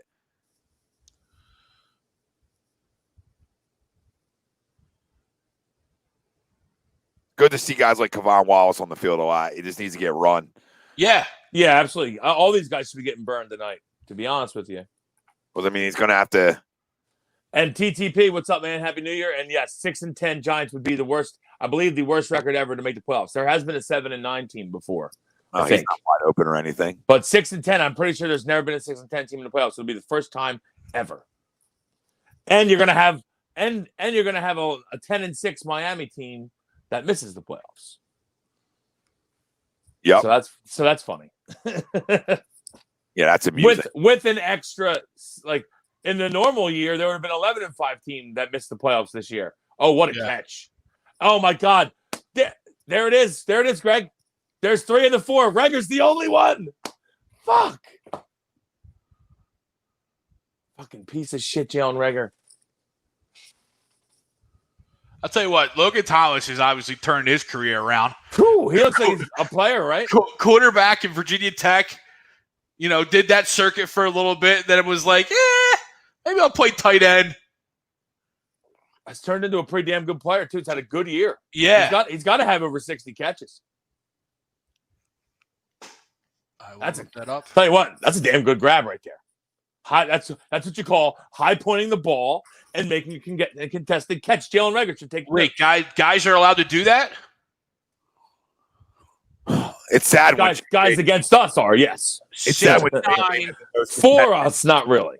69 catches, 5 touchdowns. I don't know if that includes that one right there. Yeah, so that's very good year. Become a really good tight end in this league. Yeah. Absolutely. Can tip your cap to the guy. That's always impressive when you're like, hey, you played starting as a quarterback. You played quarterback in college, but hey, to play in this league, you can't play quarterback, and it's tough. It's tough for a lot of guys to make that adjustment, that transition, and you got to tip your cap to him. Really. Is Goddard out tonight then? Yeah, Goddard hasn't played. I don't know if he's even making that catch. No, he's probably dropping it on the come down. Not going up like that. Yeah, I don't know. Just like he got dropped this summer. I was gonna bring that up. My little mind melt there. Little mind melt there. Fucking it's because of that. I'll tell you. Oh my God. I'm taking a piss. You guys got. I was just about to say that. I said that's my only number one reason of why I would keep Ertz, because that video is so weak for Dallas Goedert. I feel like he's a pussy. I don't know. I feel like he was talking shit and then he got dropped. You're kind of a pussy then. What were your odds for your parlay? What was it? Plus what? It was $5 to win and 138 or something like that. So it was plus a lot. It was a lot. Plus 300-400, something in that range. Yeah. It was 3,000 or 4,000, I think. It was Moira. Yeah. It was also catch that ball 3 years ago. Agreed. Oh yeah, 2 years ago. The only 2 years he probably doesn't catch it last year. He might catch it this year, if someone actually threw a good pass to him as well. But he's been shit this year. And that's another worst part about it, if we're going to trade him, is that he's probably, his stock probably is as the lowest point it's ever been right now. Well, but he's still a good player, and you'll still get something for him. But he has not had a good year. No, he definitely hasn't had a good year, and it's definitely you're not trading him on his best leg. But I would have to think that the guys around the NFL, especially trying to trade for him, would understand what they're getting, right? Oh, catching tight end. That's going to catch passes for you. If could potentially catch 100 balls from you. Yeah, not a great blocker and not a great runner to the catch guy, but he's going to catch the ball and get open. He's usually sure-handed. Yes, usually sure-handed, and he finds a way to get open. And especially if he's healthy, right? Who knows how healthy he is? We talked about it earlier, how he fought back last year through the ribs. And I know he was out with the leg or the ankle earlier this year. Him and Carson get traded to New England. New England's really good again. Yep. it wouldn't shock me at all. That wouldn't shock me one bit. Wouldn't shock me at all. Because New England's in the looking for a quarterback. Yeah, you spent all year with Cam, so Jarrett Stidham ain't the answer, right? If Jarrett Stidham was any good, Cam wouldn't be starting week 17. Cam had I think he had nine touchdown passes and 18 touchdown runs or something like that. Something crazy. Washington gets the ball here in the second half. 17-14. Washington football team at the half. What was the line tonight, Wills? Eagles plus 6.5. 6.5 was the line. I bet the Eagles plus 6.5. And I told everyone to put the house on the Washington football team. Why? Oh, these division games are always close, Greg. You know this.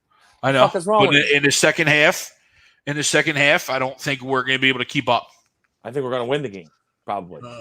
This is what we do, Greg. Oh, no, you're absolutely right. This is what we do. You're absolutely right. They would absolutely do that. And if not, I think we lose at the end of the game. So I think that if you bet the Eagles, you're pretty safe, hopefully. Knock on wood. Of course, I thought I was safe betting Tennessee earlier, and then they fucking decided to just let Deshaun Watson complete every pass in the second half. I wanted Houston to win because I wanted that top 5. You know what I mean? I wanted that 5th pick. I wanted to slide one more spot to get that 5th because then you could literally take anybody you wanted outside. Because we didn't want the tackle, right? We weren't taking the tackle there. So you would think at 5 you could have had Parsons and anybody you wanted at 5. Yeah, I mean, I think after we win the game, we're going to be 9, though. So this is our life, Greg. And then we're screwed. Nah, you're fine. At 9, you can still get to whoever you want. You can get whoever you want. If you want to move up, you can. So I wanted to. I'd rather not move up because obviously we need all the draft picks we can with the cap hell we're in. But, but if I feel like if you're in the top 10, you can even get to 1 if you want. It would take a lot. You can get there. But you can get to wherever you want. Yeah, and I wanted to bring this up with Tommy because I was interested to hear his thought. But knowing these rumors and what we think is true with Carson, right? doesn't that kind of going back to our poll question, doesn't that give you, because of the money situation you're in, wouldn't that be a perfect opportunity to get rid of Doug and kind of say, hey, we know you don't like him, so let's bring in somebody that maybe you don't know, but maybe it gives you another opportunity to build a relationship that we can salvage your $128 million contract. Absolutely. I totally agree. First of all, I think Doug should be fired. And I think Howie should be fired. I'm on the board for firing both. I'd fire the whole staff if it gets us a guy that we want to come in and like use that as, hey, now pick your staff, type deal. Just because that's where I'm at. I think that they can't do the job. I think that Doug's been downright shitty for 2 seasons. He's been really bad this year. And Howie's been shitty for more than 2 seasons. So, and he was at least good with the cap. He has been good with free agency for the most part, but he's been good with the cap until now we're in cap hell. So he was good with the cap, not anymore. And he's never been good with the draft. So what do you do? At this point, it's okay to shoot a hostage. Every once in a while, you have to shoot a hostage to get shit done. And I know that Jeffrey won't do it because he's a pussy and he loves how he's his little fucking, like, I don't even know, like Jewish boy. Oh, this is my guy. This is my guy. We go to synagogue together. I fucking hate it. I hate it because he's not going to get rid of Howie. Yeah. You knew that was happening. I was holding out hope that maybe he'll fire Doug, but that obviously is not happening either. So, because our hostage was Jim Schwartz, right? The guy that you're just letting walk, which, all right, I get it. At least just say fired. He's frustrating as hell and rightfully, might. But again, probably the least deserving of. But he's the least. I completely agree. Probably in his 5 years here with the slop that we've given him in linebacker and secondary, he's put up 2 top 5 defenses and nothing worse than 17th. And we're always better at defense at the end of the season. I mean, this year we haven't been, but usually every year we've been better down the stretch. And yeah, so I'm right with you, Greg. Probably least deserving of being fired. The least deserving, but you're right. I mean, after trying to coach up slop for 5 years, I think anybody would be contemplating retirement. Well, he's had enough done. I mean, he won a Super Bowl, He did. He's probably, if he's tired of it, and he's like, fuck it. I could see it.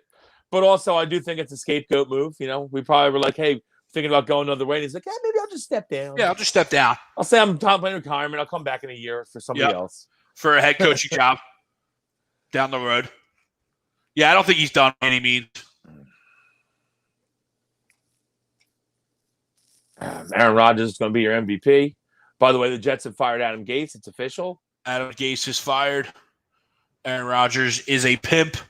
Josh Allen is also a pimp.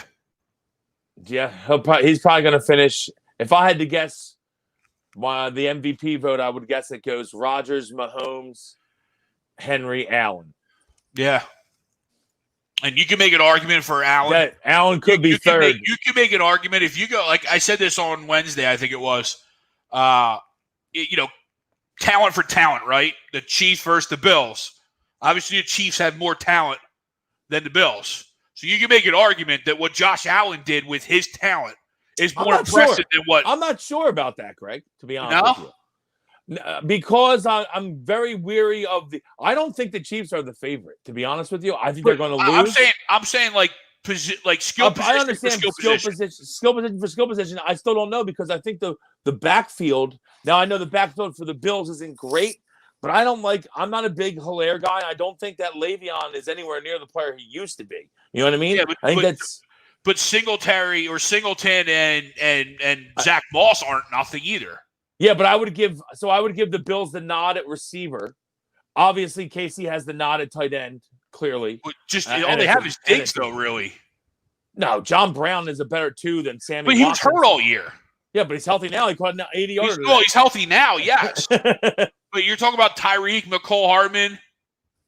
Yeah. I mean, they just roll out gadgets. Yeah, but I'm not a McCole Hardman guy. I think he's got 18 grabs on the year. I think that Cole Beasley's a better receiver than McCole Hardman. Fair. He had a good year. Yeah, very good. But I'm saying their names don't pop, right? You know what I mean? Stephon Diggs is the leading receiver of the season. Stephon Diggs is a pimp. Yeah, pimp. Absolute pimp. How does Houston let this pass get connected? You knew they were going to AJ Brown because they're terrible. And then, of course, he hits the upright and it goes in as opposed to going out. Of course. Of course. So 3 matchups already set in place. Ravens at Titans. I didn't see the other 2. I missed Browns, Steelers. Is it Browns and Steelers? Yep. Man, that's rough for the Browns. I think the last time they were in the playoffs, they played the Steelers also. I really do. I remember that game. I think it was snowing. They were up big early, and then the Steelers came back and just doors them. Like 0-2, 0-3, whatever that was. Early would have been 0-2, yeah. Early 03, like January 03. 9-23. Gase was 9-23. Now, granted, it was the Jets. Yeah, it's not going to get it done. But you got to be better than 9-23. I would have fired them the second day after them crazy eye picks at the fucking. Oh, for sure. That was crazy, dude. Fucking crazy eye killer. We hired this guy. The first thing I would have said. We hired this fucking guy. You kidding me? His eyes wide open like that. We're like Uncle Fester. So I guess the only matchup's not set for next week is obviously who knows the NFC East, right? So everything's set for next week. It would be Tampa goes to whoever the winner.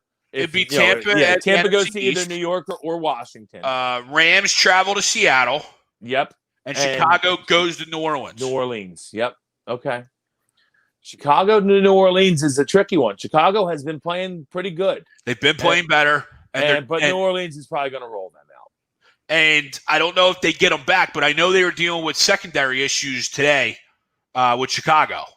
They had some issues with their secondary injury-wise. So I don't know if they come back next week. You know what I mean? Because obviously, New Orleans has weapons. New Orleans has weapons that you need a good secondary.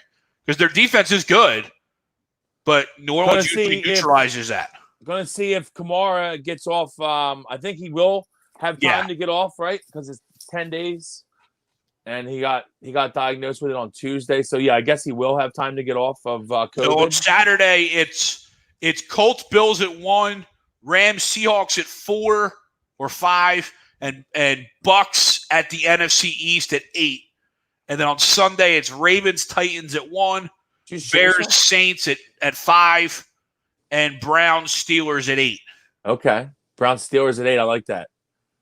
That should be a battle. That should be a good game. The problem with that is that I feel like the Steelers always fucking kill the Browns. I feel bad. I want the Browns to win that game, but yeah, and it's going to obviously depend on Ben because they potentially should have won the game today with Mason Rudolph. Yeah, well, Pittsburgh defense is good. I know they've lost some guys, but they're still damn good. But the problem with Pittsburgh is almost the same problem that KC has. KC's better at it, but Pittsburgh can't run the ball right now. No. They cannot run the football. Yep. And it's so tough to win in the playoffs not being able to run the football. They can't even run it when they need to.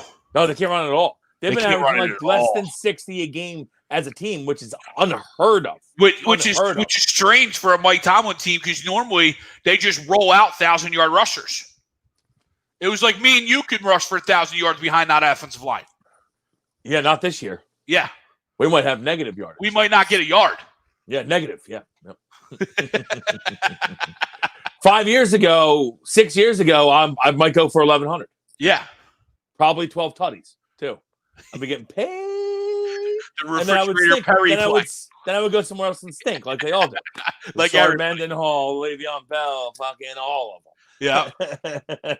It didn't matter who they put in for a while. I remember the dude from Paulsboro had started one game and ran for like 140. What the fuck was his name? God damn it, dude. I know his name. No, I'm so mad. But they had the other one, Jalen Samuels, that had like a couple huge games in there. Paulsboro dude that played for Pittsburgh, Tom. Isaac Redmond. There we go. Redmond. Still carrying me down the field. What was it? To the Steelers thing. A great point. And what nobody said is it's one thing for a playoff team that do that. It's another thing for a team with that many wins and start at 10-0 than not be able to run the football when you're winning that many games, that's where them numbers really get mind-boggling. Yeah. I mean, Ben's been good, and they have a little dynamic group of young receivers there with Johnson and Claypool and Juju and Washington. So that's cool. But they really don't have a good tight end anymore. Their tight end's been in fluctuation all season. Ebron's been banged up, and then they can't run. They can't run at all. Literally can't run. James Conner has been terrible when he's been in the game, and even everyone's lovely name Benny Snell didn't do very much. I think both are averaging like 3 or less yards per carry, which is not good. I don't think the offensive line's that good outside of Pouncey. I mean, definitely not good. Oh, they definitely regressed, right? Well, that's why. Why do you think that they tried throwing the football so much, similar to what we did this year? Is because you try to just put it in your best players' hands then. Yep. Have some big runs. We didn't run the football well, right? No. Like if you take out the big ones, but I'm not a fan of taking stuff out. But like when you're talking about 70, 80-yard runs, like we've had explosive plays on the ground game, but we haven't been good on the ground game. We haven't sustained ground. Yeah, like Miles, even though it's a small sample size, hasn't been good on the ground game. So, Moira, great comment. He is still on the gurney from the somersault. Yes. Only time he hit the ground last week was when he flipped himself into the end zone. Still hurt from it. Still hurt.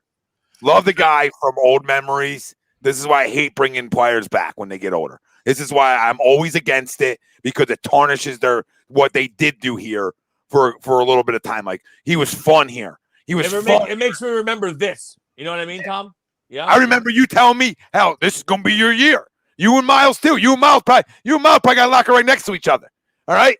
Miles Sanders can't run through me. You understand? I am 6'1.5", 265 probably now. All right. And you ain't running through me, honey. And I'm not even a good tackler. I'm not a good tackler. I'll catch more balls than I tackle. I'm the opposite of Larry. You know what I mean? Like I'm the opposite of Fitz, in terms of tackling. But I mean, I'll stick his ass in the hole. His little run through with Pat. He'll drop more balls than he has tackles for sure. His little run through with Sean Lee last week still has me bothered.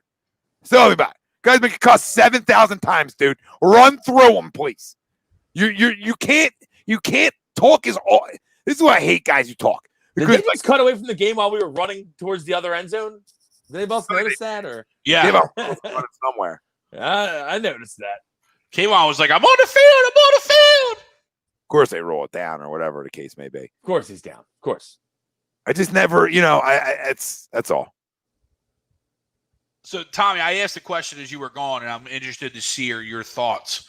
So, obviously, we know the Carson dynamic with Doug seems to be at a breaking point, right? Would that have forced you to fire Doug and kind of restart, knowing the situation with Carson, knowing that he's more than likely going to be here? Would you have pushed Doug out as opposed to trying to rekindle whatever was there, or are you good with what obviously happened? I mean, obviously it's going to happen the way it is, but would that have pushed you to potentially make a move there? The only reason I say no is because I assume the organization has more insight on it than I do. And I would assume if they feel like there's a disconnect, if there is one, that's because 11's up in his feels. All right. That's what I'm assuming. If there is one in the organization knows. Part of me just thinks that it's all BS. Because it's funny how like all these reports come out Sunday morning when guys like want to do their job. Like Chris Morrison wants to do NFL stuff now. So like, okay, Sunday morning news comes out. Like it's like every Sunday morning this shit wants to come out, right? So that side of it, Greg, makes me think that maybe it isn't as broken as it's led on to be. When guys struggle, like all this stuff comes out, right? Like all this stuff, like losing just like seems to like automatically say relationships are fractured. They can never be back again. Like, I don't know, man.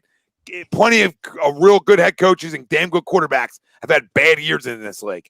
So like, it's hard to make me think that they're just like, it's fractured city and they never can get it back. Now, if it really is Greg, and that would tell me Jeffrey Lurie believes more in his football coach than he does in the guy he gave $128 million to. And that's a football coach he hasn't extended yet. Yeah. So none of it fucking makes sense. Like if you just had like a common sense day, like we had an A2D common sense day, none of it would make sense. No. From him being a bad teammate to any of it, it just doesn't add up. Why would, if he was this bad of a guy, you wouldn't have gave him $128 million? You knew this last year. This didn't just come out. This didn't come about. So if all the Alshon reports are true, if the Jacina Anderson bullshit's true, all that stuff that's led up to here is true, why'd you give him 128? Yeah. Just to say, oh, well, you know what? It's now fractured. The only way it's fractured is if he believes Doug made the Jalen pick, and I'll stand by this. I stand by the organization trying to protect a fucking asset that has been hurt. You can't, like, as much as I love Carson, I can't run from the fact that he's been banged up. Yeah, he hasn't played in the playoff game yet. We've been in the playoffs for 3 straight fucking years. That's why this horseshit, this trust. They give you $128 million. You essentially had one monster year. Yeah. No, you're right. Listen, it doesn't look good on Carson. To me, it looks bad on him. Like you're like a whiny baby right now. You're getting paid a ton of money. If you want the job, go win the job. Don't cry your way out of here. I always say I hate that shit. I hate it. That's why I give Jalen Hurts a lot of props for what he did in college, because he didn't whine and bitch and moan and go transfer like everyone does when he lost the starting job to Tua. He stayed there, stayed the course, and he ended up getting a chance to play and won a big game for Alabama. Yeah. Then obviously he transferred after that, but I like that out of the kid. Now Carson's doing the complete opposite, which is something I don't like. Yeah, no, I mean, you're absolutely right. And that's the kind of thing, to me, with everything that Carson kind of portrays on who he is off the field and even who he is on the field, like that's the part of the, to me, that just doesn't add up, right? It just doesn't add up to like all this stuff. Now all of a sudden you're a selfish guy and, oh, woe is me, when everything else outside of, and even on the field, again, everything is always about you giving and you wanting to be there for everybody else, right? That's the way it's portrayed. And I just, that's what boggles my mind is where's the lie? That's amazing, by the way. The offensive line. 14 different combinations, most in the NFL since 1983. Wow. That's before I was born. And Guys, I'm not young. Guys, this is why I protected Doug right now. This is why I'm hot. On terms of play calling. Like 63 sacks this year. You saw the combinations of lines. We've watched football long enough to know you're not going to be successful with a line shuffle like that. You're just not. You're just fucking not. You win on the lines. You're just not going to be. I don't care who the hell you have around. Now, if you drafted right, you probably have some more skill position players that are better that help it a little bit, but you still want to be good. I don't know if John's like, yo, John, I don't think that Carson's bad at all. I said I think that he's had a bad season. That does not mean he's a bad quarterback. I think he's a very good quarterback still. I think wherever he goes, he'll play well. I hope he stays here and plays well. But go win the job, though. I have a problem with you whining and complaining. You didn't play well. You got benched. Okay, so next year, win the job. Yeah, I don't think he sucks. We've been saying the whole show that he has bigger upside. Yeah, I think much bigger. Caden, I mean, that's the problem. I mean, he doesn't have the zip. That's the concern, which then is going to create bad accuracy issues because balls aren't going to get there when they need to get there. I don't know. We'll see where he finishes tonight, but right now he came in as at a 53% completion percentage. He's just never going to be a pocket passer. He's too small and he doesn't have the arm strength. That's just a fact of Jalen Hurts. Okay? Can you win games with him? Can he move around? Can he do a bunch of things? Yeah. Do I like him? Is he a good kid? Is he a winner? I like all those things I just said. But he's never going to be a pocket passer. Fact. Chase Young's pretty good. He'll make it. Yeah, he's not bad. Dude fucking running around like Terminator. I don't think he realized how close he was till he was on his back. Well, I don't think he realized that Chase Young's faster than me. And those are all the things that we kind of questioned when we drafted him, right? It was nothing about the kid. It was nothing about what he could do in small sample sizes, but it's what you do when you're the guy. And that's what we look at, right? When you're the guy, and especially with the offense that Doug runs, and it's a more pocket-based offense, you got to be able to throw out of the pocket. Just is. Mike, though, McNabb had a cannon. Yeah, huge arm. Way better arm. Way better arm. And his And he completion, was 6'3". and his completion percentage was way better than 53%. Like 53%, you're not winning games. Yeah, let's not start throwing Donovan under the bus. Best quarterback in our franchise history. 53% completion percentage equals 1-4 or 1-3 over 4 starts. I'm not fond of Donovan off the field, but I'm a huge Donovan on the field fan. Even before he was an Eagle. Can we all agree there? What's that? 53% completion percentage would equal a 1-3 run over your 4 starts. That's exactly what that equals in the National Football League. And if anybody thinks differently, stop watching fucking games. The best players complete 70%, or maybe even a tick higher, 71, 72. 53. I mean, to start in the league, you have to complete over 57, I would say. And as we've all said throughout the last 4 weeks, he's done a lot of good things. Yep. Oh yeah, no, he makes plays. And he could do good things on the field. There's no denying that. Tommy, you said it earlier. When he's on the field, he brings a different dynamic than what Carson or what Nate Sudfeld or whoever else would bring.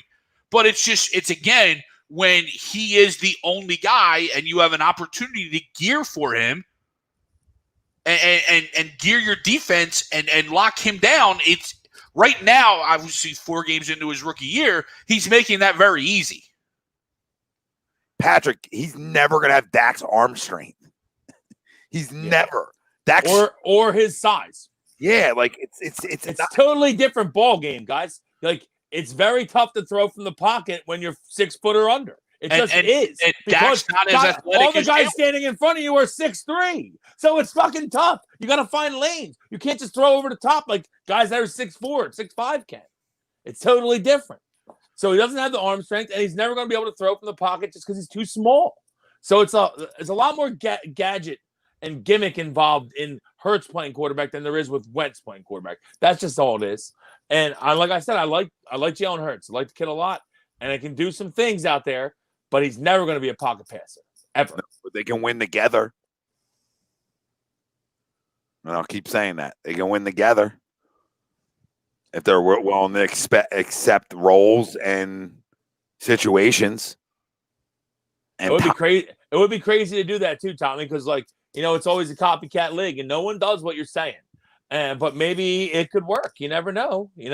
Sometimes different works, especially early on. Early on. If your offense is smoking, then so be it. But if you're having a game where you're just not moving the football, you need some first downs, then you go to a different look for a series or two. What's it hurt? Because the media's going to say, "Oh, you benched the guy." No, this is a team game. We're trying to win football games. You don't like it, go to Indy. That's what I would say right out loud. Buy yourself out of your deal then, babe.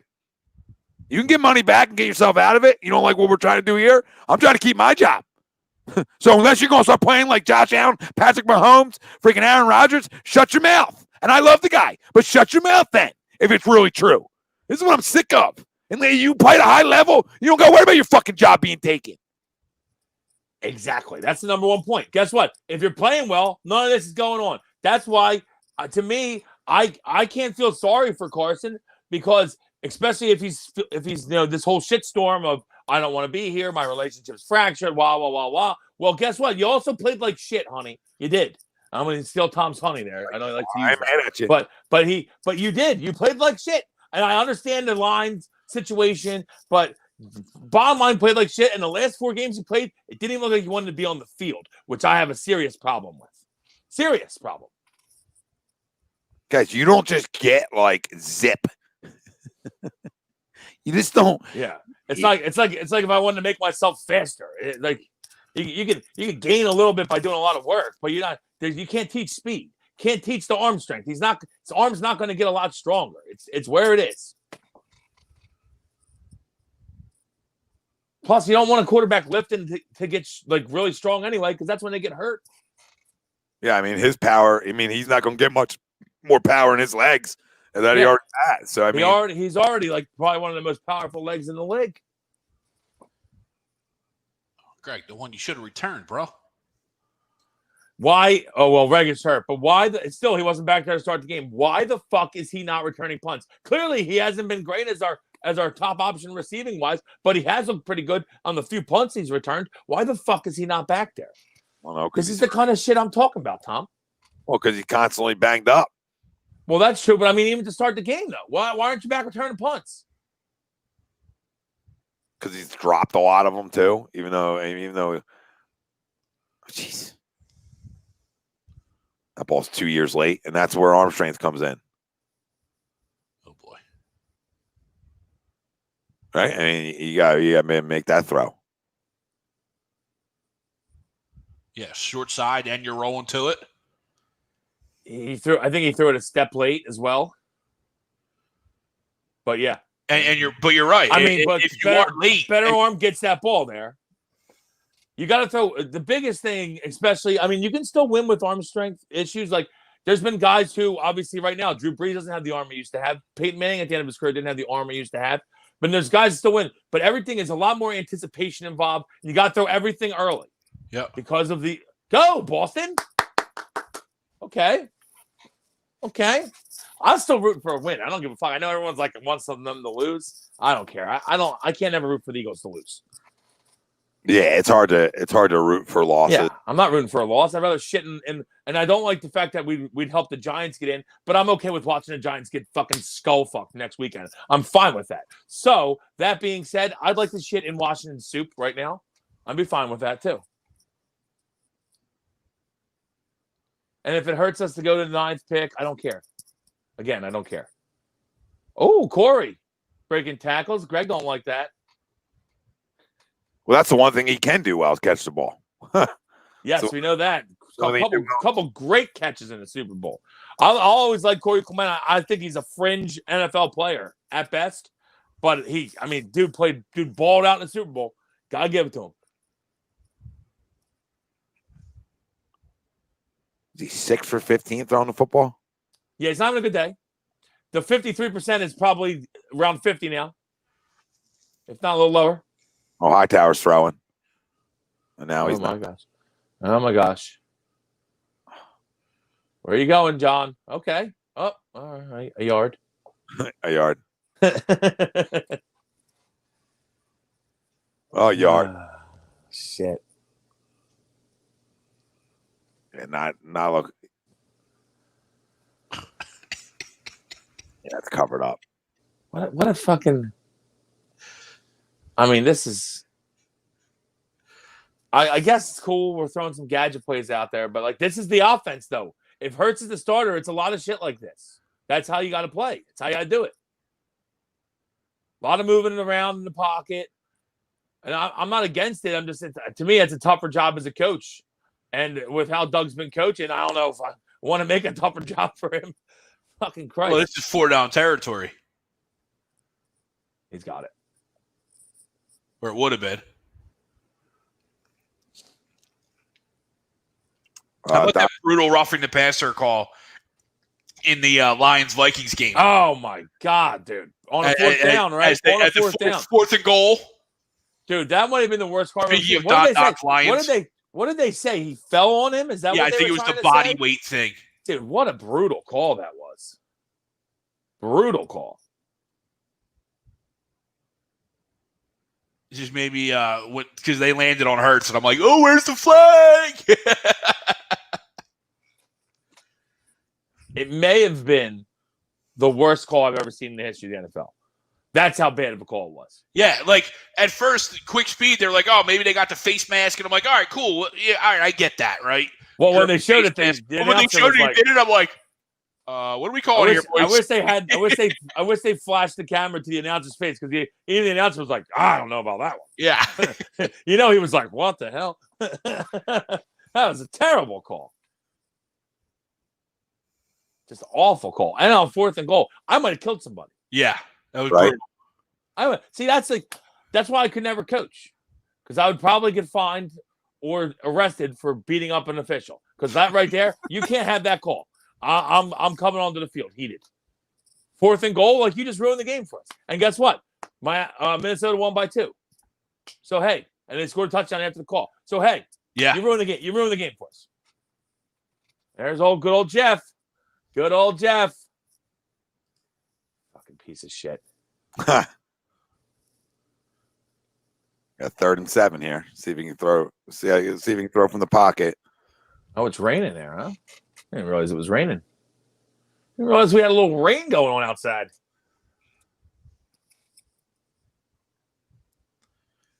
Yeah, nasty. Yeah, Get nasty upfield. 9. Where? That's not upfield. Oh, Another drop.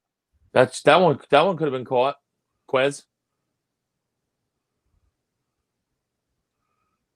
So I think he had a lane upfield though, didn't he? He didn't have to go all the way to the sideline there. Hurts, but fuck. Yeah, I thought he could have stepped up. Stepped up or even ran up in the middle. It looked like once he broke contain of Chase Young there, I felt like he could have got upfield. Are they going for it? Why would you Probably. Why would you try Probably.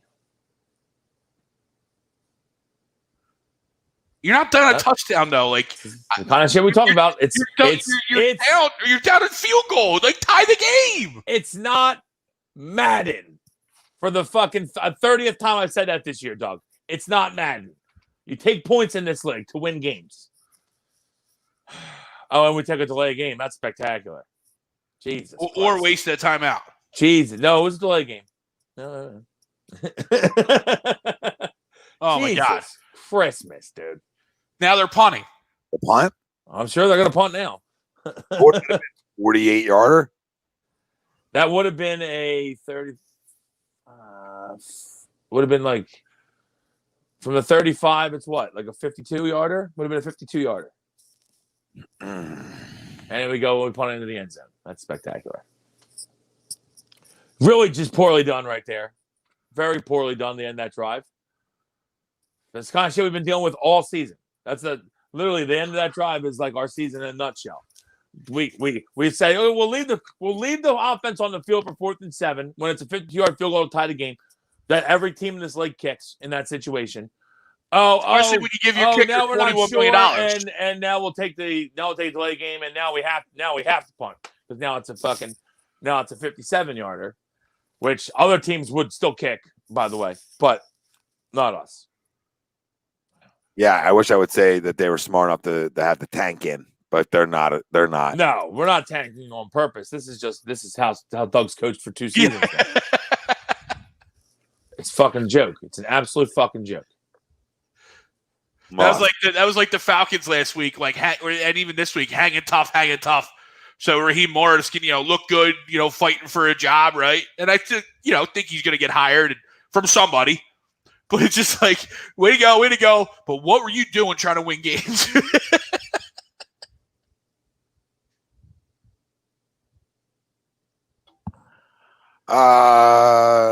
Joey's, any suggestions on who we should bring in for our new defensive coordinator? There's guys out there. But it depends. Like, do you want to like go for a new direction, like a young up and coming guy, or like a retread guy that's been around the block? Because there's guys out there that I like that. Dan Quinn's out there. Yeah. Gus is out there. That guys that have had good defenses in the past in this league. But it's like, again, do you want to go that route? I don't know. Look at a guy who used to be here, a little Leslie Frazier out in Minnesota. They usually have a pretty good defense. Yeah, not this year. Especially if Mike Zimmer, if they move on from Mike Zimmer. If they move on from Mike Zimmer, I'll hire Mike Zimmer. I'll hire Mike Zimmer, absolutely. In a fucking heartbeat. I love Mike Zimmer as D coordinator. Mike Zimmer, those years when Cincinnati's offense stunk. Zimmer's the one that kept them alive. I was going to say, Zimmer, the defense took them to the playoffs for years, and then they would lose the first playoff game. But, I mean, they got there. Yeah, everybody's saying no to Dan Quinn. Yeah, I'm not the biggest Dan Quinn guy. No, I'm just saying he's a guy that's had good defenses in the past. I don't ever look at a guy as they were as a head coach. Yep. I look at guys how they were as D coordinators. You know what I'm saying? There's plenty of guys that have not been good D coordinators or have been very good D coordinators and not been good head coaches. Yeah. Wade Phillips, Dan Quinn, fucking Todd all Bowles. them guys who just bring it up here. Todd Bowles. Mike Zimmer currently. Yeah, So- Mike Zimmer is one of those weird guys in Minnesota. You just don't know what. That pick, Yeah, it is. Omar Epps. get in the end zone. He was down, I think, by contact. But yeah, Get in the end zone anyway. Is that a pick? yeah, Wow. it's got to be, right? They actually took a ball away. Wow. Look at this. How you'll give him a 5-year extension now? I'll tell you what, I could do one thing I could do without. I'm hoping this is just a 2020 thing. Is that like every time our defense gets a turnover in the league, they run down to the other end zone and take pictures and shit, even when they're down like 20 points. I could do without that, guys. Okay, I've had enough. Had about enough of that shit. It's cool when you're winning. It's cool when you're winning and you're about to win the game. Like, okay, that's cool. That was Doug's plan. He knew that was going to happen. Yeah, I'm sure. Our defense would make a play for the first time all season. He knew that would happen. Good play, though. Good play by Young Epps. Good play. Here comes Howie. Comes Howie with the contract. It's like he did for Frenchie. Crevant. LeBlanc. Oh, Alex. Underperforming in big games, Alex. This is nothing new. Imagine being a Washington fan right now, though. Oh my God! Imagine being an Eagles fan. Well, I'm just saying. I mean, I don't have anything to play for. You got your playoff hopes on the line. No, you're right there. Control your own destiny. We got tons of guys out, and I'm okay with shitting in their soup. Go Boston.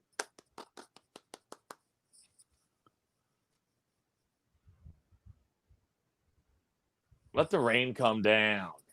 We've actually played. I thought that they might try to run on us, with no Fletch and everything, but we've played the run pretty well tonight, actually. And Gibson I will back. say, Yeah, absolutely. Hargrave and Malik actually making some plays, so that's good to see. Considering we paid them a fucking boatload of money. couple bucks. Just a few shekels. Same play again. Get upfield. Okay, third and 1.5. Ted, I don't think I want a 3-4 because a lot of my personnel is 4-3 based. Yeah, that's to me that's going against our personnel. Now I know I feel like you don't get the same, you wouldn't get the same out of Fletcher in the 3-4, and you wouldn't get the same out of Brandon Graham in the 3-4, so I can't do it. Type of deal. You know what I'm saying? But I feel like they know that. I don't think they're going to go for a 3-4 guy. But there are a bunch of good D coordinators out there, or guys that have been as good as a D coordinator out there. So curious to see who we go with, to be honest. First Did down. we get that? Did we get that? Yeah, first down. Oh.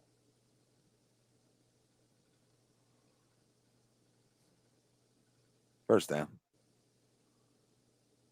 First down. It's tough running. I mean, run harder than Miles.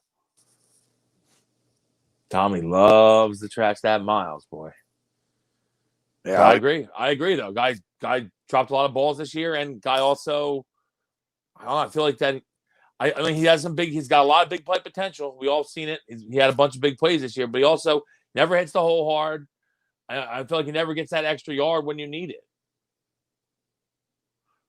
No, and that's the Corey problem. Clement's in. I mean, I still love the guy. I'm not trying to get rid of him. No, I like him. I like his big play potential a lot. I still think that we need a power back, though. That's not on this roster currently.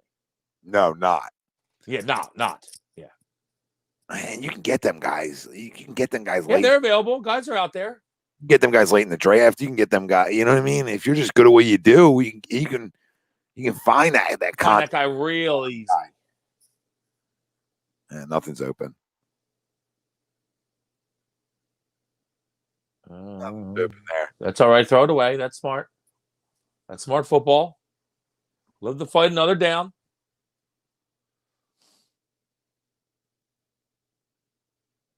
Fucking Doug facing the playbook.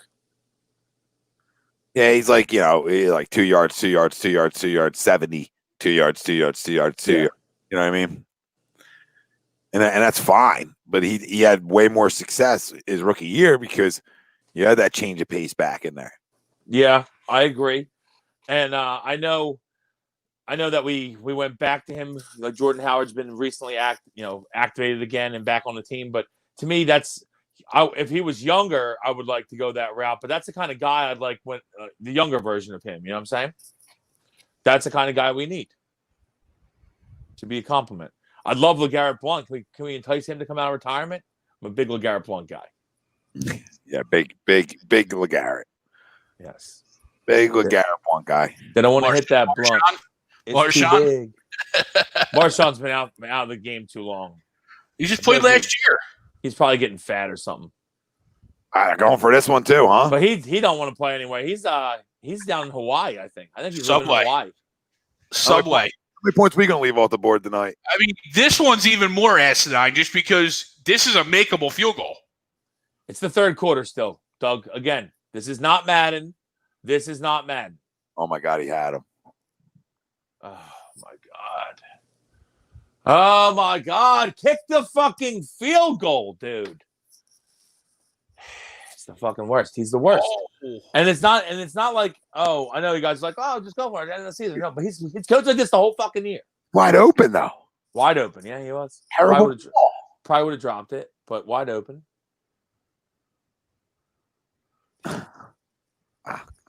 Good ball, dude. Oh, people think this guy can play. Can be your everyday, your franchise quarterback. Good times. Good times. Good times are had. It's one thing. One in 2020. Really. It's Good. one thing if Doug's job is still on the line. Like Doug's safe. Like, like if you're still trying to win the game, like, and you got to win because your job is on the line. Cool, I get it. All right, go for it every play. You know what I mean? Play Madden. Show that you're aggressive. But your job is safe. They announced it this week. Kick the field goal, bud. It's just like you can't win this league by taking points off the board constantly. And I know that most of us will be okay with a loss tonight, but this is the same shit we've been talking about all season. It's a microcosm of the whole year. It's a microcosm of how Doug's coached for the last 2 seasons. It's bullshit. I think if this is a winner go home, they're kicking that, but I hear you. I don't know. I don't know that they are.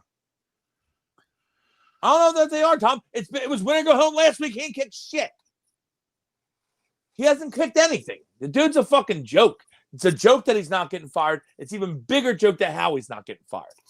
It's a fucking joke. I'm not happy. I'm not happy with the direction of the franchise currently. And it's amazing to say that. So, 3 seasons off a Super Bowl. And because there's with mostly the same people here. There's no light at the end of the tunnel right now, especially with Howie back. Because he's the one that got us in here. And what's how do we get out of it? Yeah, you get out of it by trying to get the 6th pick of the draft and not the 9th. I know, but that's the point. Like, Howie's still got to pick him, though. Your chances get better the higher you're up there when you're not good at it. I completely agree. I hate that we're within 3 points. Well, I don't know if it does, Tom. I don't know that it does. I feel like they're probably gonna fuck up and pick the wrong guy anyway. They could, but your chances increase going that direction. They increase, and that's what you're looking for. Maybe. I don't know. We'll find a way to fuck it up, I'm sure. Probably, but they're also not trying to win this football game. I really don't. I truly don't believe teams don't automatically try to lose. They're still trying to win. Not trying to win, but you just get you get even more gutsy than you usually are. You get egregious. Like, this is egregious shit. Like, this I still feel like he's been doing it all season, though. Has he not been doing it all year? Not to this level. I don't know. Maybe. I don't know that I agree with you there. But he's been downright bad coaching all year. So, by the way, that's why I can't tell if he's coaching bad on purpose this game or it's just his normal coaching because he's just been bad in general. What's the reaction if Carson makes that bad throw? Oh. Everybody blame this on Dog. It's not the reaction that Jalen's going to get for it. I'll tell you that. And I'm not trying to kill Jalen, right? I mean, he's 4 games in. No, but he is what we all thought he was. If you have arm strength, you make that throw. Yeah, that's true. It's because you're not stepping into it. You're moving back. That's an arm strength type throw right there. wide open. You know. And he had 2 spies. He had defensive tackle and a linebacker spying him. Did you see that? Mm-hmm. That's crazy that Washington dropped a defensive tackle. There's Logan Thomas again. Come on, dog. That's an easy throw for everybody in the league that's legit and has legit arm strength. Everybody makes that throw. That's a touchdown all around the league. Yeah. That's it's not, I wouldn't say that it's a simple throw, but it's a throw that a starting quarterback in the NFL needs to make. I think I watched 5 quarterbacks make that same touchdown throw today. So one of them was Sam Darnold.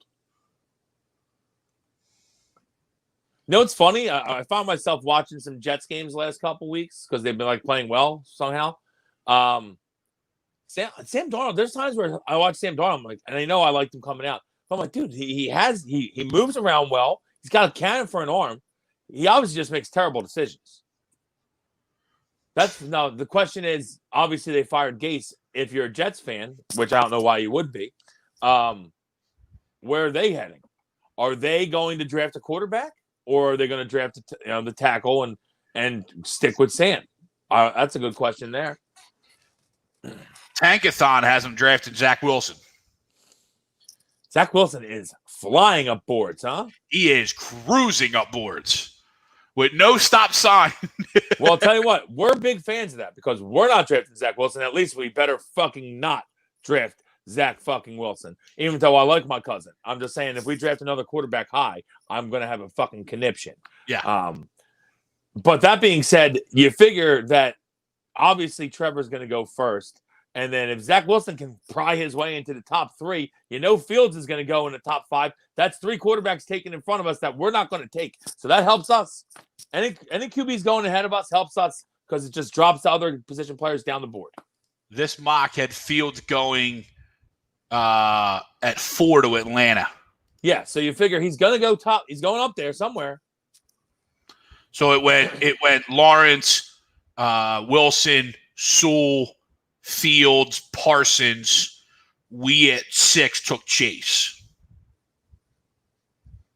And then the rest of the top 10 were Smith, Surtain, Trey Lance, and Caleb Farley. I don't take if that scenario actually happened, I would take Surtain there. Because to me, it's better to get the best corner on the board than the best wide receiver on the board. I'd rather wait and get receiver with our second pick then. Because you should still get a good receiver. Granted, we don't have a very good track record with that. But to me, I got to go corner there, especially because the way the NFL is now. Everyone's got to throw the ball. And you get him, Slay. You get Slay and fucking Surtain together. We got ourselves a little formidable fucking duo there. Yeah, I fight fire with water, babe. You know what I mean? And I go get myself two corners I can leave on islands. And I say, okay, everyone's sort of football. Let's go get some guys who maybe can take the football away a little bit. And I like Chase and I like Smith. I love them guys. I think them guys are going to be good wide receivers at the next level for sure. But I think Surtain's like one of them guys that is can't miss. Like just can't miss. I just feel like that's can't miss. Can't miss. Like I think there's multiple receivers that could be good though that are going to be in the draft, Tom. To your point, which is another reason why I would go Surtain. I mean, guys were getting wide receivers in the second, third round this year. They're all productive. Yeah. That productive. So, and guess what? Guess what might be the toughest besides quarterback, which is the toughest position to play in sports, all of sports. The toughest position to play in the NFL besides quarterback is cornerback. Yep. Fact. No, that's just fact. So if you can go get a stud, that's what you got to do. Now, granted, we haven't hit on studs in the past, but Surtain is like probably consensus first cornerback off the board for everyone, right? I know the Virginia Tech guy is good, but pretty much everyone has Surtain as consensus number 1, which means he's probably pretty fucking good. Yep. So if you can get him, you got to go. You got to get him, in my opinion, especially with the way that stuck. Did he get that? Oh. No, he got it. Lunged. I don't know. Did he? Yep. Damn, they gave him a fucking hell of a spot. So, but what I was saying is, like, if you can get that corner, especially you're right. The league it's a throwing league. Everyone throws the football. So if you can stop them from throwing, that's the direction I'd like to go in. When we had two good, I understand that we're not. See, look, his knee's down. That's a terrible spot. They should review that. Of course, Doug will. And you're right. And, and everyone wants to bring up, go back to Jim Johnson and his attacking defense. Well, what made his defense so good and be able to attack is you had a secondary that was able to cover, right? That's able to take pressure off your linebackers and your defensive line to go after the quarterback, because you knew you could stick those guys on islands and they'd be able to hold themselves. We can't do that right now. We can't afford to take somebody out of coverage to go rush the quarterback, because they're just going to jump in right behind where we were and eat us alive. No, Totally agree. You're right. And now you can blitz a lot. You can do all them things. Yep. Yeah. You can do a lot of things when you got two good corners. You take chances. And when it comes to pedigree like that, like, Daddy played the position, you're playing the position. Like, it's not like it's just pedigree, like we're both are NFL players. Like, we're talking about pedigree, like play the same position. Like Christian McCaffrey, Dad, Eddie, pretty good guy catching the football, right? Well, Christian, pretty good at catching the football. Like, some things just go together, right? And this goes together. Division 1 kids. Who? Sertain? No, the McCaffreys. Oh, yeah. Have produced 4 Division 1 players. Yeah, well, Easy Ed's a fucking man, so that makes sense to me. Yeah. But no, Tom, you're absolutely right. Like, he had a horrific broken leg one year. I still can't get out of my head. Those skills are going to translate, because that's what it was. Yeah. And Dad was pretty good too, by the way. Yeah. That was pretty good. That was a pretty good player. That was a damn good corner, in my opinion. And listen, people try to tell me, oh, Alabama corners. I get it, but it ain't been Alabama corners with this pedigree. Yeah, it ain't been Alabama corners like him. Again, and guess what? Alabama's D line isn't like it usually is. That's why the Alabama corners maybe always look better than they were, because their D line used to just tear people apart, so they didn't have time to throw. Their D line isn't the D line that they've been in the past this year. Tommy, you said it earlier. Notre Dame literally stayed away from a kid in college. Yeah. They said, oh, no, he's over there. I can't throw over there because he's there. Huh. I want somebody to not throw at one of my corners. Are you shitting me? I want you to have to come into a game plan and say this.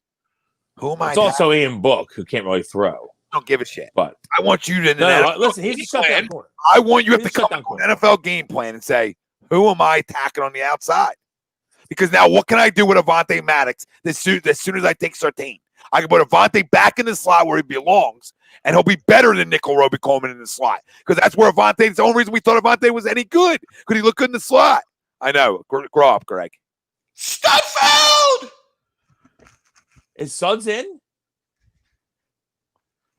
Studfeld is in the game. Shut up, really? What? Am I way behind now or something? No, they're in commercial right now. Oh. Why is he in? I don't know. Oh, maybe we're trying. Are we really trying to lose, or is Jalen hurt? I think it's time to they decide they want to get Jalen out and put Nate in.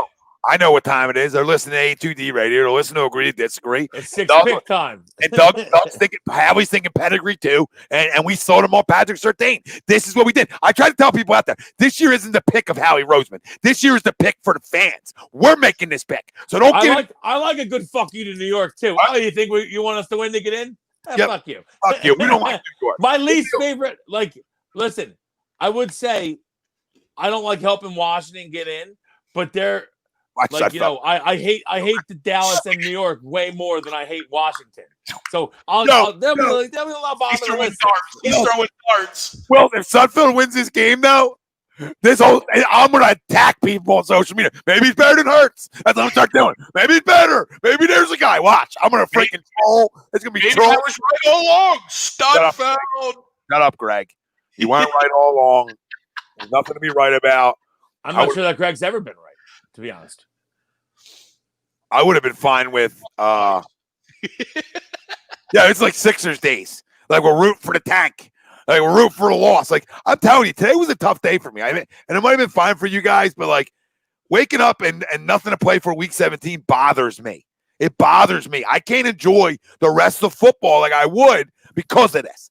I don't enjoy it the same. The last fucking 3 weeks have bothered me. I know technically we still had a chance, but I knew we weren't going to get in the playoffs. We fucking stink.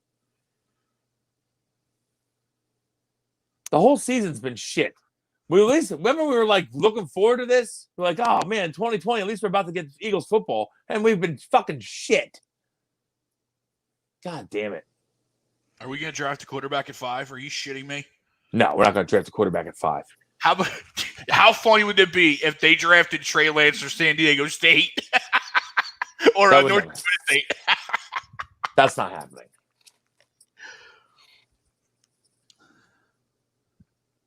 If we draft a fucking quarterback in the top 10, I really going to have serious issues. I don't think we will. I think there's no chance of that happening. But I'm going to have serious issues. Tommy, all right? I wanted to hear what they say. Oh, okay. They wanted to get him in the game. They were saying all week. Okay. He was a good soldier all season. Carried the clipboard admirably. He deserves a little playing time. Sorry to I think he just took a safety. I mean, is that a safety? He definitely didn't get that to the line of scrimmage. That could be grounding. Was there a running back around? Ertz was kind of there. He's like, damn, Ryan Kerrigan's still fast? Holy shit. Ryan Kerrigan usually eats our soul, too. He's a notorious Eagle killer, Ryan Kerrigan. So we're trying to lose this game now on purpose. You have to bet us to win. Thanks. Thanks, Doug. Oh, my God. Did he hike that early or something? Something was fucked up there. I want to blame Hightower. Oh, so we got everybody. All the backups are in. Huntley, Hightower, Studfeld. Huntley has been in and out of the game already. That's nothing new. Yeah, but he wasn't like what's it called? Was still Boston Scott was the main ball carrier, right? I haven't seen him in now for a little while. I think Huntley was in last series too.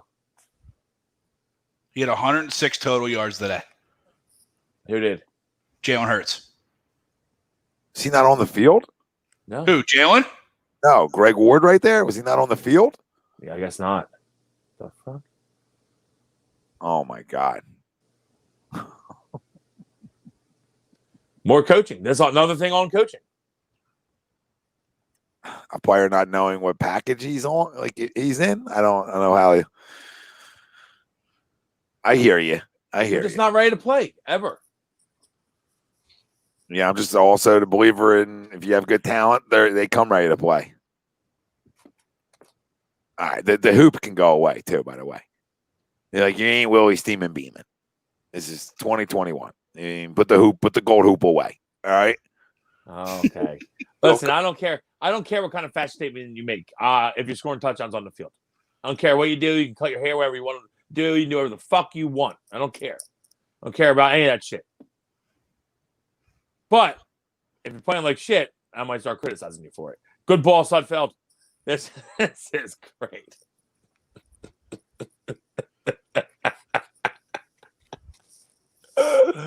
You gotta be fucking kidding me.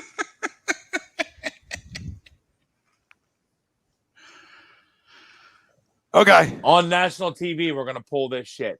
At least keep Hurts in. We probably still would have lost with some dignity. Oh my God. You waited for what do you think NBC's like? You waited for the fourth quarter NBC Sunday Night Football game to say, yeah, we want to get our third string quarterback some action today. Huh? NBC's like, we should have put you guys on at 10 a.m. 10 a.m. You guys will go up against European soccer. And they'll probably outdraw you. They would way outdraw European soccer, I'm sure. Fucking garbage shit. Not in Europe, obviously, but here. I don't know. I don't know how those guys do the soccer, man. I can't do it. I got more power to them. It's such a boring game. It's brutal. Bob says now we're the laughing stock QB factory. Yep. Yeah. Yep. I would say that hopefully getting him back. We are not the Amazon Prime of the QB factory. But we know that we're not firing anybody. So it's okay. Awesome. Well, I really believe that they want the number. They want the 6th pick of the draft. They don't want 9. Like, I never believe in teams losing on purpose, but they do. They'll fuck it up anyway. I mean, this is the definition of trying to lose on purpose. I mean, I guess you're still They kick coaching to 2 win, field goals. so you put the other guy in. I hear you. If you're coaching Right now, it looks like they're trying to lose. Yes. yes, and that just makes sense now for all the weird shit and 4th down play calls. That if we're not gonna, But he's been doing that all year though. So I don't know if I agree with that. I get you. I just meant the last one. That's all. But the putting Sudfeld in, I mean, you would almost guarantee that he's probably not going to lead us back to victory here. You know, Ertz maybe has a shot. Sudfeld coming in against a good defense. Dude hasn't played really yet in his career. He's turned 25 career passes. I mean, good chance that he's probably not going to play well. Yeah. Joe, you really think? And so he's going up to number 1 to get what? Lawrence? I mean, I would jerk off if that happened. I'll let you know, but I don't see that happening. So, now we got Collinsworth in the Surface tablet.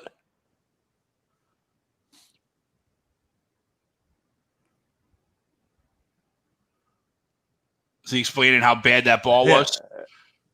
If you notice here, he threw a bad pass. no, guys, I don't think they're in the Trevor Lawrence sweepstakes. Like, I don't know how. No, I don't. No. Not at all. Not at all. Roll. I jokingly said that just because I just know what the Eagles like to do. Well, but I don't even like going back to receiver in the first 2 rounds this year because we've done it so much. Better yet, go back. I hear you. Go back to quarterback. I can't believe that guys want to take a receiver in the top 6. To me, I don't take a receiver top 10 ever. I don't care who he is. I don't. I just don't. I understand it's a passing league now, but I went on a line. If I'm going to have a top 10, top 6, top 7 pick, I'm looking corner. I'm looking line. Eric, you're not the only one though. So either D or O line or corner is where I'm looking. You're not the only one that was bringing it up. Yeah, Jim, we want Surtain. Yeah, I'd like. That's my number 1 pick. I think is Surtain. There's other guys I like, though. I'd have to look, but I don't really want to go receiver there. If you really are saying fuck, we got to take a receiver, I'd rather look at receiver in the 2nd round. But in the 2nd round, I'd still rather look somewhere else too. Pick your son, Greg. TJ. Let's go. We're gonna win this game. Let's go. Giants fans, we're pulling you back in, Giants fans.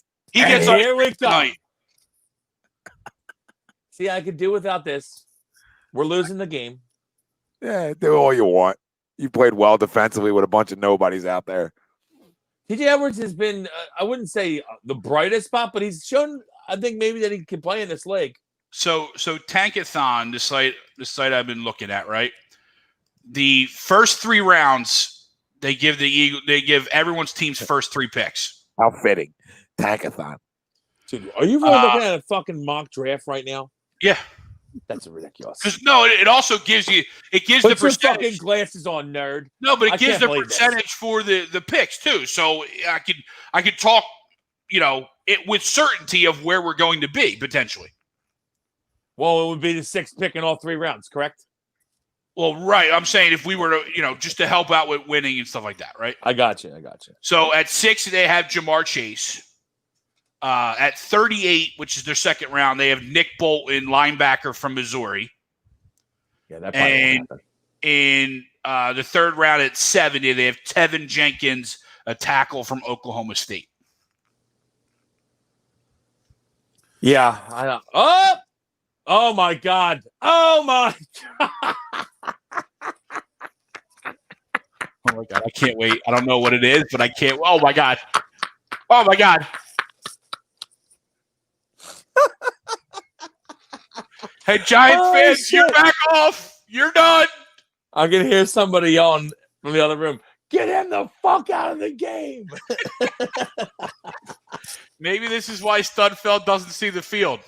Holy shit. Good start for Nate's career here. Low snap, but I need you to catch that one. That's got to be caught. And then you got to get down on the ball.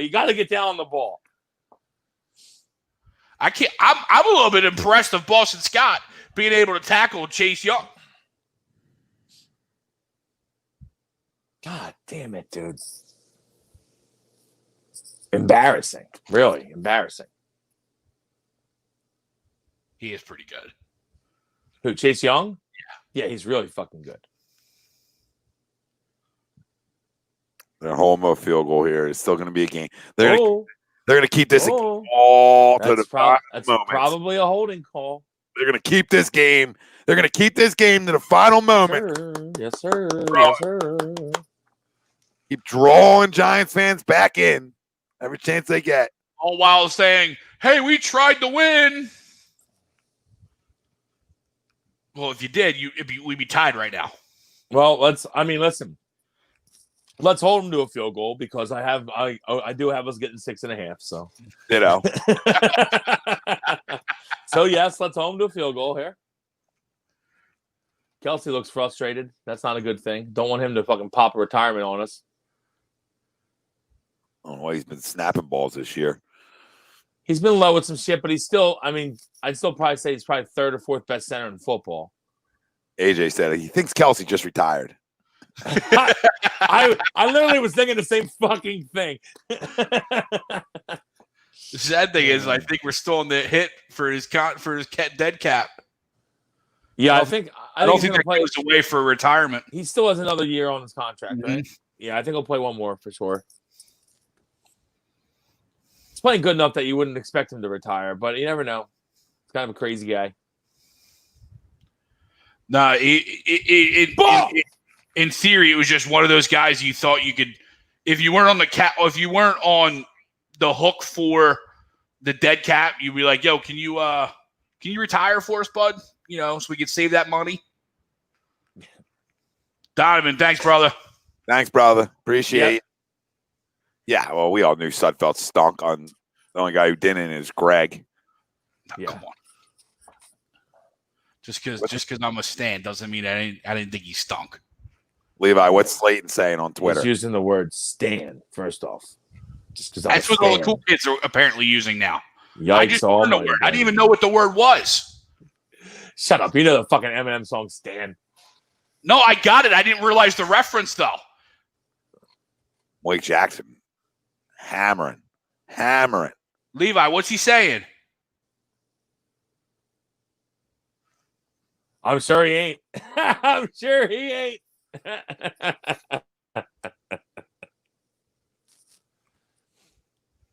I like a good fuck you to New York all the time, though. Seriously. Hey, guys. Fuck you. He said, why on God's green earth is Jalen Hurts not in the game?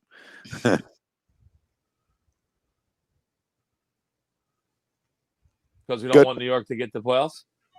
Bruh, this is sickening. That's great. We're still covering, though. Sudfeld, if you turn the ball over again, I'm going to have serious. serious. Field goal, we'd be winning. Can you put Hurts back in now? Oh, no, I'm sorry. We still be down, but. Oh, well, so you don't want to kill the guy's confidence. Can we put Hurts back in? You don't want to kill Sudfeld's confidence, Greg. Well, don't want to kill his confidence. We might need Studfeld next year. Three-way competition. You'll set this factory back 40 years. Set this factory back 40 years. Not what we're looking for here. Oh, shit. Does Jim Schwartz just retire when the game's over? Ted wants to know. Is he even there right now? He might not be. Yeah, was that like part of tonight? I'm retired. At halftime, he hands over the clipboard. It'll take some Fletch, rest. you got it, Fletch. You're good. Fletch, you take it for the second half. No, I just didn't feel like showing up to the game. I mean, I'm good for next year, guys. It was just a way out for Sunday. He said, "I knew that Doug's plan was that we were just gonna take Jalen out middle of the way through the third quarter, go with Sudfeld." So I said, I'll fit this one out.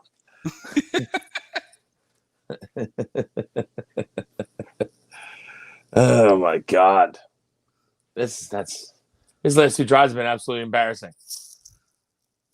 He could have I feel like he could have got called for the safety on the first pass because he definitely didn't throw a pass line of scrimmage. Then he throws a pick. Then we just had that atrocity of the fumble mess right not great snap, but I need you to catch it or at least get the fuck on it when it's on the you're ground. A quarterback. Like, I get you went to Indiana, but it hit your knee. That's not that low. It's not like it was an ankle biter. It wasn't a good snap though. But no, said, it wasn't. Even if it hits you. Now I need you to get down on the ball like you've been taught your whole fucking life. Okay, why are we trying to pick the ball up and make a play? This is the NFL. Okay, stands for not for long. We try doing shit like that. Yeah, tell Wentz to put the helmet on. Tyler said that would be great if they put Carson in right now, wouldn't it? Jalen Hurts 7 for 20, 72 yards, 3.6 yards an attempt, 25 rating. Yeah, good game. Good game. They did run for 2 TDs. Our QB is 14.6. 106 total yards, though. Yes, Wills, I understand he did run for 2. Oh, no, I was joking about that he had a good game. He didn't have a good game. No, I'm not saying. Yeah. He did run for 2 touchies, and Washington does have a good defense, but he's missed throws tonight. He missed throws every week because he's not a prototypical pocket passer. That's why we've been telling everyone. Everyone says he beat the best defense. Oh my God! It was the first game he played. It's almost guaranteed that you play well off the bat when teams don't have any fucking video on you, or you just stink, or you just flat out stink. Almost everybody plays well off the bat in this league. At quarterback, that is. So the people, and if they don't, then they just flat out stink. But then teams figure you out, and then you find out if you stink or not. Yo, you can't say that. You can't draft a quarterback. You got a quarterback signed for $128 million. You got to find some talent to come on this roster and make things better. Yeah, what are we doing? We can't just keep drafting quarterbacks, guys. Yeah, we have to draft other positions. If you haven't noticed, our team needs help everywhere. We need help. We need help staying healthy, which we haven't done for multiple years now, and it's getting frustrating. I know everybody's frustrated with it. Do we have a big play? Oh no! Is that Glenn yelling in the background? Yeah, I thought he was talking about something else. He's yelling about a fucking. So he clearly is that upset with this game. He's turned it off. He's yelling about some NBA game. And the Sixers on. I don't know what the fuck he's talking about. I heard boom. I thought we had a big play coming. You do. Oh, out of reach. You kidding me, Watkins? Lay out. Jesus Christmas. Lay out for a football one time. Or that was just a horrendous ball, too. But was it? I don't know. I got to see it. I couldn't tell. If he lays out, does he? He's not good enough to toe tap, right? I mean, you're a wide receiver in the NFL, Greg. Toe tap what? I would hope you know how to fucking toe tap. Oh, lay out. You don't have to toe tap if you lay out. He's got to get a body part down in bounds. Just lay out and you keep your feet behind you, like all the good receivers have always done. Yeah. We're talking about Quez Watkins. He's in the NFL, Greg. Again, I'm saying that he's been taught how to do that. I'm not saying he might have done it, but JJ. Uh-oh. JJ. They wanted to push JJ. Off. Yo, they're not getting it. JJ for the win. It would be spectacular. Oh, this Twitter would blow up in this city. See, that's what we thought we were getting. Physical, like big. Hopefully the dude can figure it the fuck out because we need talent ASAP. We need guys like younger guys to figure it out. Yeah, absolutely. It would be nice. Oh, get rid of it. Oh, my God. He's so You mad. can't take those sacks, dude. Is he dead? I didn't see it yet. Oh, is that Payne? Oh, Josh Sweat. Montez Sweat. Sorry. Josh's brother, Montez. Throw the ball, bro. You got to throw it. You got to throw it. You got to throw it. It's in college. You ain't running away from nobody, dude. Fuck. Not these ends. No, definitely not these guys. You're not running away from any ends, but you sure as hell ain't running away from these ends. Yeah, that's true. Oh, my God. Oh. Who saw this coming? Oh, Suds, throw a block, Suds. Here we go. Holding. Yeah, it's got to be. 3rd and 90. 4th and 40. We'll go for it. Because we got that play in the playbook. Yeah. Fucking throw it up as high as you can, Nate. Don't worry. One of our guys won't come down with it. What's going on here? What's the call here? Illegal block in the back. Oh, that's great.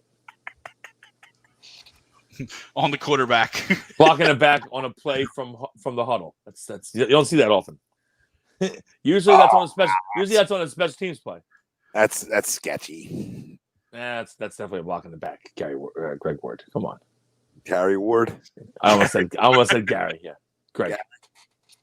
Gary Ward. Who is Gary Ward? Is that like a person? I don't know either. I'm not sure why I came out. I'm almost 3 hours into a fucking live feed watching us play like dog shit. Start thinking Gary's over Greg's. Fuck, man. Come on. Make a play. 3rd and 18. Jesus Christmas. Get half of it.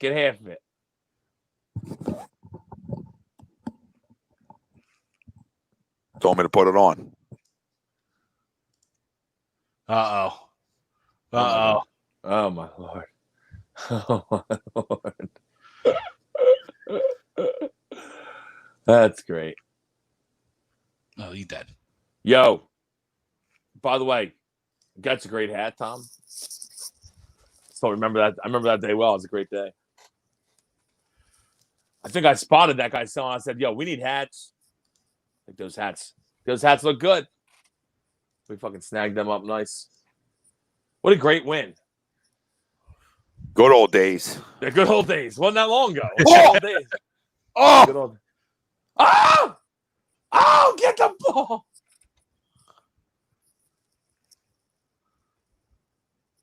I mean, Washington really, the funny thing is, like, tried to hand us this They game. did. Like even on the few touchdown drives we had earlier, it was like they committed stupid penalty after stupid penalty to keep us with the ball. Typical Washington fashion.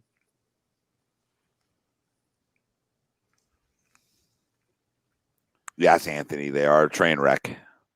Came into this game knowing that. I'm still kind of amazed that Sudfeld's playing right now. Like, why? Why did we want to get him time? I don't understand what we're doing. Okay, I understand, like, okay, you want to lose, just say that, but still, like, okay, Jalen's only played 3.5. Like, why are we not letting this kid play? Right? The fuck are we doing right Why now? are we not giving him every opportunity to see something he hasn't seen before? It's fucking unreal, dude. It really is. Like, And this is a prime. I know you might not want to win this game. Before. And I know you might not want to win this game, but this is a prime opportunity to see if he can come lead a drive in the fourth quarter and get a comeback win. Do you want Now that? we'll go with Sudfeld. Well, if you think that he's our future, where he's going to need that kind of experience, I want him to play. I don't think they think that, though. I think they might, especially the way they're running Carson out of fucking town. If you ever think, if everything you fucking hear is true. All right. Oh, you guys want to wrap this, or you want to? I mean, should we finish out the game, or it's on you? I don't give a fuck. But I can stay here and finish it out if you want. Now I got that new iPhone 12. It's got solid battery life. Ain't no more Willie dying early. That'll last until they do an update, you know, and then I'm fucked. Hey, you're screwed. Yeah, fucked again. Dude, I hopped out earlier because as soon as the doc hopped on, everything was like, I couldn't hear anything. It was like, all blah, blah, blah, blah, like I couldn't hear what you guys were saying. It was like I was getting like a ton of feedback. And it lasted for like fucking couple minutes. I was like, is this going to end? What is happening? And then it stopped. What the fuck is going on?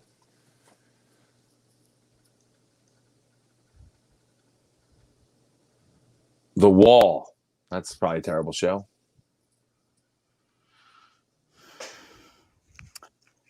Yeah, Doug, I wouldn't necessarily disagree with that. However, there's so much money tied up in all these guys dead cap-wise that it's tough to trade everybody unless you restructure first, which means you still got to pay out a bonus before you trade them. And teams don't do a lot of trading in the NFL. Which is where I wish they would have done a little bit of that this year because they're 21 under the cap right now or 24 under the cap for this year. You could have put some of it. You could have removed or restructured some of that money to pay it out now to kind of help you out as you go forward. That would have been smart. Fun fact about the Seahawks and Panthers: both won that playoff game. That was when Marshawn Lynch had that crazy fucking long run. Remember that run against the Saints? Yeah, threw Tracy Porter to the ground. Maybe not.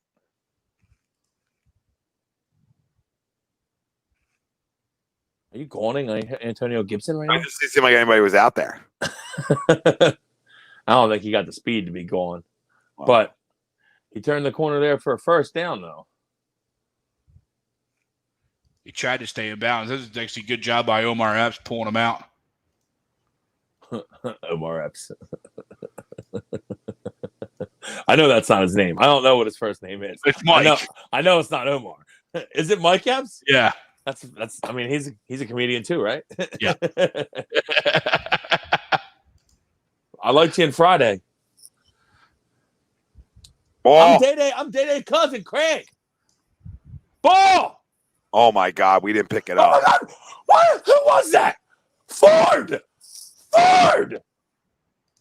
Found on road dead. Oh my God.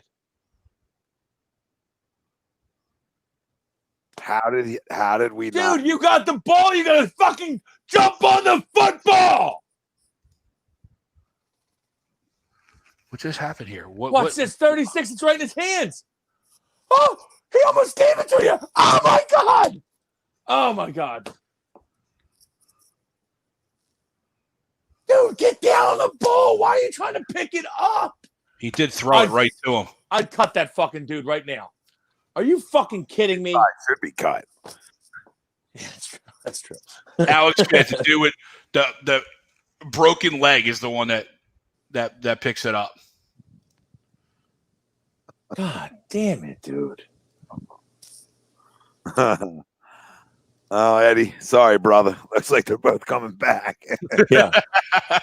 Eddie, we're with you. We're with you, bud. But unfortunately, Joe H, thanks, brother. Joe H, what's up, brother? Oh, thanks, Joe. Well, the way it sounds right now, Joe, obviously, if you're believing what everyone's saying about Carson wanting out and how his relationship's fractured, I think it's leaning towards Ertz is going to start. Now, I personally want them to battle it out, and I still think that Carson's the better quarterback. So I don't know what the fuck's going to happen, man. It's going to be very interesting, to say the least. Typical. Yeah, I mean, if they're both shit back for us. if they're both back for me, it's obviously Wentz, but he's got to earn it, though. I'm not giving it to him. Yeah, win the job. There's no shot after this year you should be given anything. I think when you took a piss, Tom, I was saying what would be hilarious is when we trade Ertz and Wentz to New England, and then New England just goes on. They're right back to the top.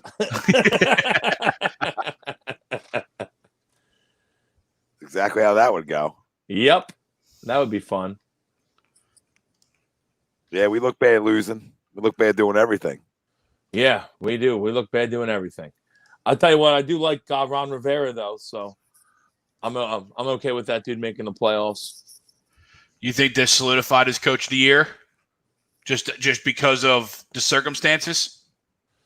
I would have said if what's it called won, if the Dolphins won today, I would have said that I liked Flores for it, but getting a 50 burger put up on you. Burger they put up today?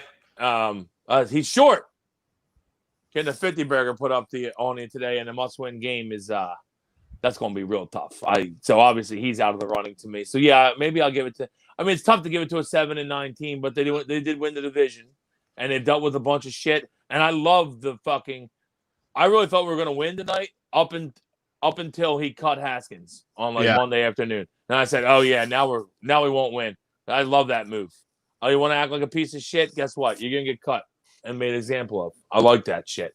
If I'm Washington, I absolutely just kick this away. I don't even play this game. Sudfeld ain't going to beat you. Your defense is awesome. Just kick it. Oh, there's no question. Just punt this away if I'm them. Or you try and just draw them all sides. You play that game a little bit. You know what I mean? I just don't want them to play the game of like, hey, I get a first down here, and then I kick a field goal, like a fucking asshole and then I don't cover, that's the game I don't want them to play. Yeah. Well, Doug wasted a timeout there because we couldn't get Greg Ward. I'm sorry, not Doug's fault. It's a 2-minute warning. Couldn't get Greg Ward on the field, so we lost a timeout. Well, yeah. We didn't call a timeout when we could have kicked the field goal with the 52-yarder. We let it just go to a delay of game. When we kept the offense on the field on the 4th and 7 for no fucking reason. We should have just kicked the field goal. We'd only be down 3.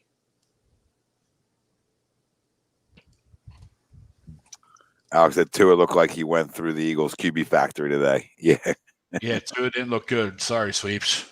Tua's had a rough stretch. It's tough to be a young quarterback in this league. They're going for it. They are going, wow. Or at least trying to draw us. I'd love you to try not to react, Tom.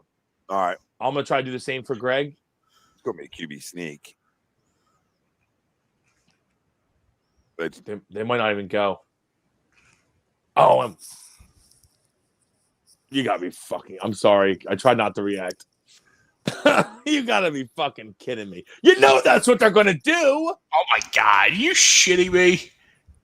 Was it Vinny Curry? I think it was, or was it Javon Hargrave? I think it was Hargrave. no. T.Y. McGill.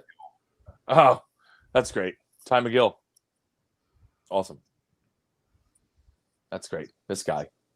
You know that's what they're going to. Oh, well, there was multiple people that jumped, actually. Oh, my God. McGill actually hit Alex Smith, though. He didn't just kind of jump, right? Jesus Christmas. You just got to watch the ball there, dude. You watch the football. It's Then he goes tackles Alex Smith like that's going to make it any better. fucking unreal, man.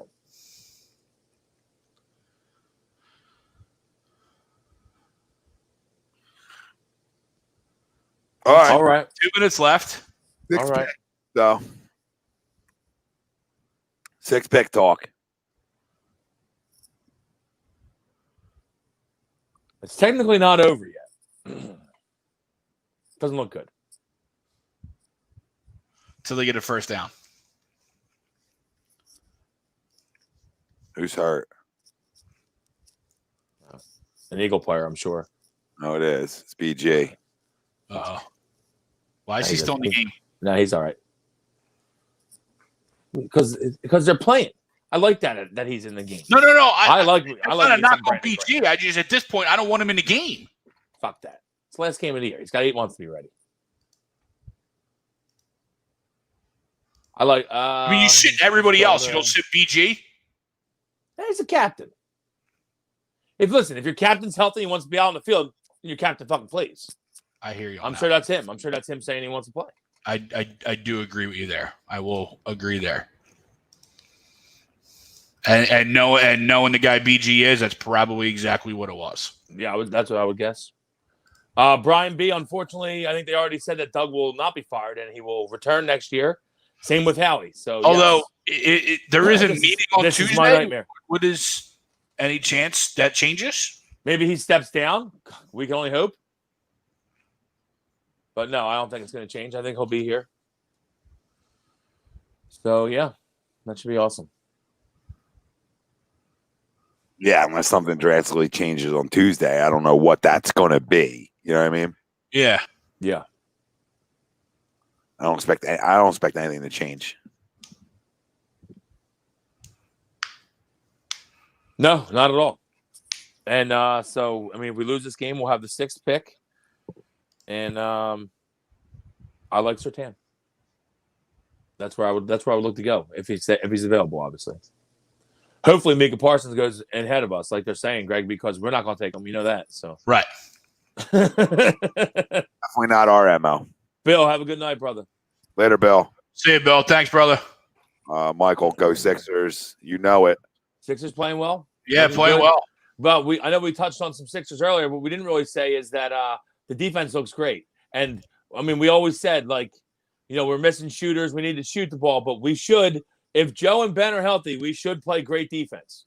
We just should, And it's looking good early. It's looking damn good early. So I know Ben's not shooting really, but Ben has been He's been manning the floor the last couple games really well, spreading it out, getting good assists for guys, open looks. Had a trip last night, right? Triple-double? 15, 12, and 11 last night, and he's been playing phenomenal defense. So I got no complaints right now. I like the way the Sixers are heading. I'm hoping that they can keep this fucking ball rolling because the top of the Eastern Conference is tough. So get it rolling. We're obviously going to see Brooklyn come up this week. So, but I like that Joe's been in the paint a lot more, which is something I've been harping on for years, and I'm a big fan of. Huge fan of. Huge fan. That Toronto game, it's like the third quarter. Doc said, "Joe, get the fuck in the paint, and we're just going to feed you," because that's what they did, and it was awesome. Because we've been saying this for I don't even know how long that we lack. One thing we lack is just doing more of that because he's so dominant in the paint. Yeah. Brian says, "What are your thoughts, Draft? Surtain or Chase?" Yeah, I go Surtain. For me, I'm not a top 10 receiver guy. I don't take receivers in the top 10. I think you can you could hopefully get a very good receiver in the second or third round that can at least contribute. I mean, obviously it hasn't happened for us in the previous couple drafts here, but you should be able to. And to me, the top corner in the draft is a guy you can't pass over, especially with how bad our corners have been for years. You need that guy. Yeah, I'd be okay with either. I completely understand with both of you guys on the hesitation to go back to wide receiver, but I think with either Chase or Smith, if you're able to get that legit guy who could be a problem, is something that this team won't be able to find later because we just don't draft it very well. So you're going to have to take the guy with that talent early, right? But I absolutely also agree on Surtain. Giants players not happy. All right, win more games. Yeah, win more games. I love it. I do like a good fuck you to New York because I despise the Giants. Yeah, you're trying to get in with 6 wins, guys. Relax. Yeah, seriously, fuck off, dude. Win 10 wins, then be pissed, right? Like the Dolphins. It's a joke that these guys are like that upset. Like, I mean, I get that they're upset because you want to go to the playoffs, but like you're 6-10, bro. You're upset because fucking Brady gonna come in and slice and dice you next week. You really ready for that? I know they're thinking like, "Oh, we played Brady tough earlier this year." I mean, they had a chance to win that game. They did. I think it was a Monday Night Football game, but Tamp Bay looks like well-oiled right now. They're firing on all cylinders right now. Sudfeld, magical drive here. Oh my God. 2-minute offense. Just don't throw a pick six, please. Oh. You know that's coming. Fucking Christ almighty, Tom. I just hope to God that the Washington football team player would just fall down. But my luck, they wouldn't. They would return it. My luck, it's like Ed Reed out there. Fucking gone. Used to love when Ed Reed picked balls off, though. Like if you bet the Ravens and you're in a tight one, end of the game, didn't matter. If Ed picks it, he's gone. You know that. So you just count it up. 6. Let's go. It never went down. Remember that one game? The one in the back of the end zone against Cleveland was the greatest cover. I had Baltimore given 10. Yep. I think Cleveland was down 6. Kelly Holcomb driving for the win. Holcomb throws a pick back of the end zone, and he went all the way down the sideline. See ya! For the cover. Woo! Remember that one? I think we were high-fiving as he was running down the sideline. Let's fucking go! Yes. Gambling's, oh my God. What the fuck was that? What the fuck was that? Well, I think I'm safe to say that I don't think Sudfeld can play. Yeah, I think that's pretty it's going out on a limb there, Bri. Well done.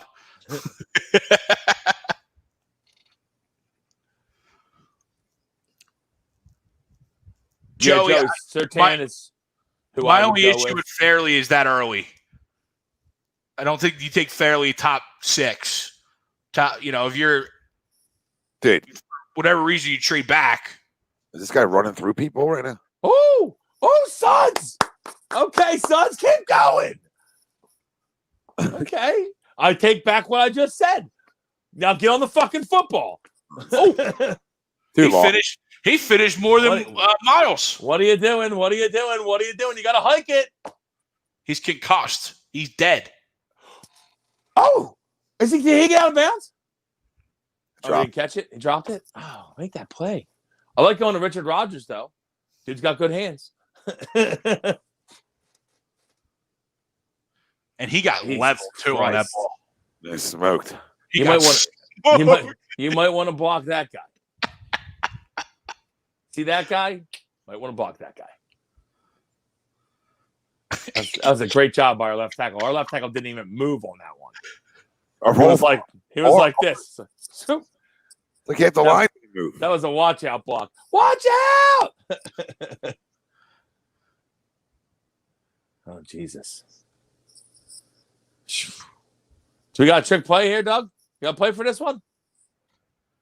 All right, boys. It's been a fun, no, it hasn't, 2020 Eagles season. Well, the end of the season, yeah. So, I think I speak for everyone when I say we're happy that the season's officially over in 6 seconds. And, yeah, I mean, it can't be much worse. Next year can't be worse than this year. So let's start focusing on the future, the draft, and see what the fuck's going to happen with our quarterback situation, which should be fun. Awesome.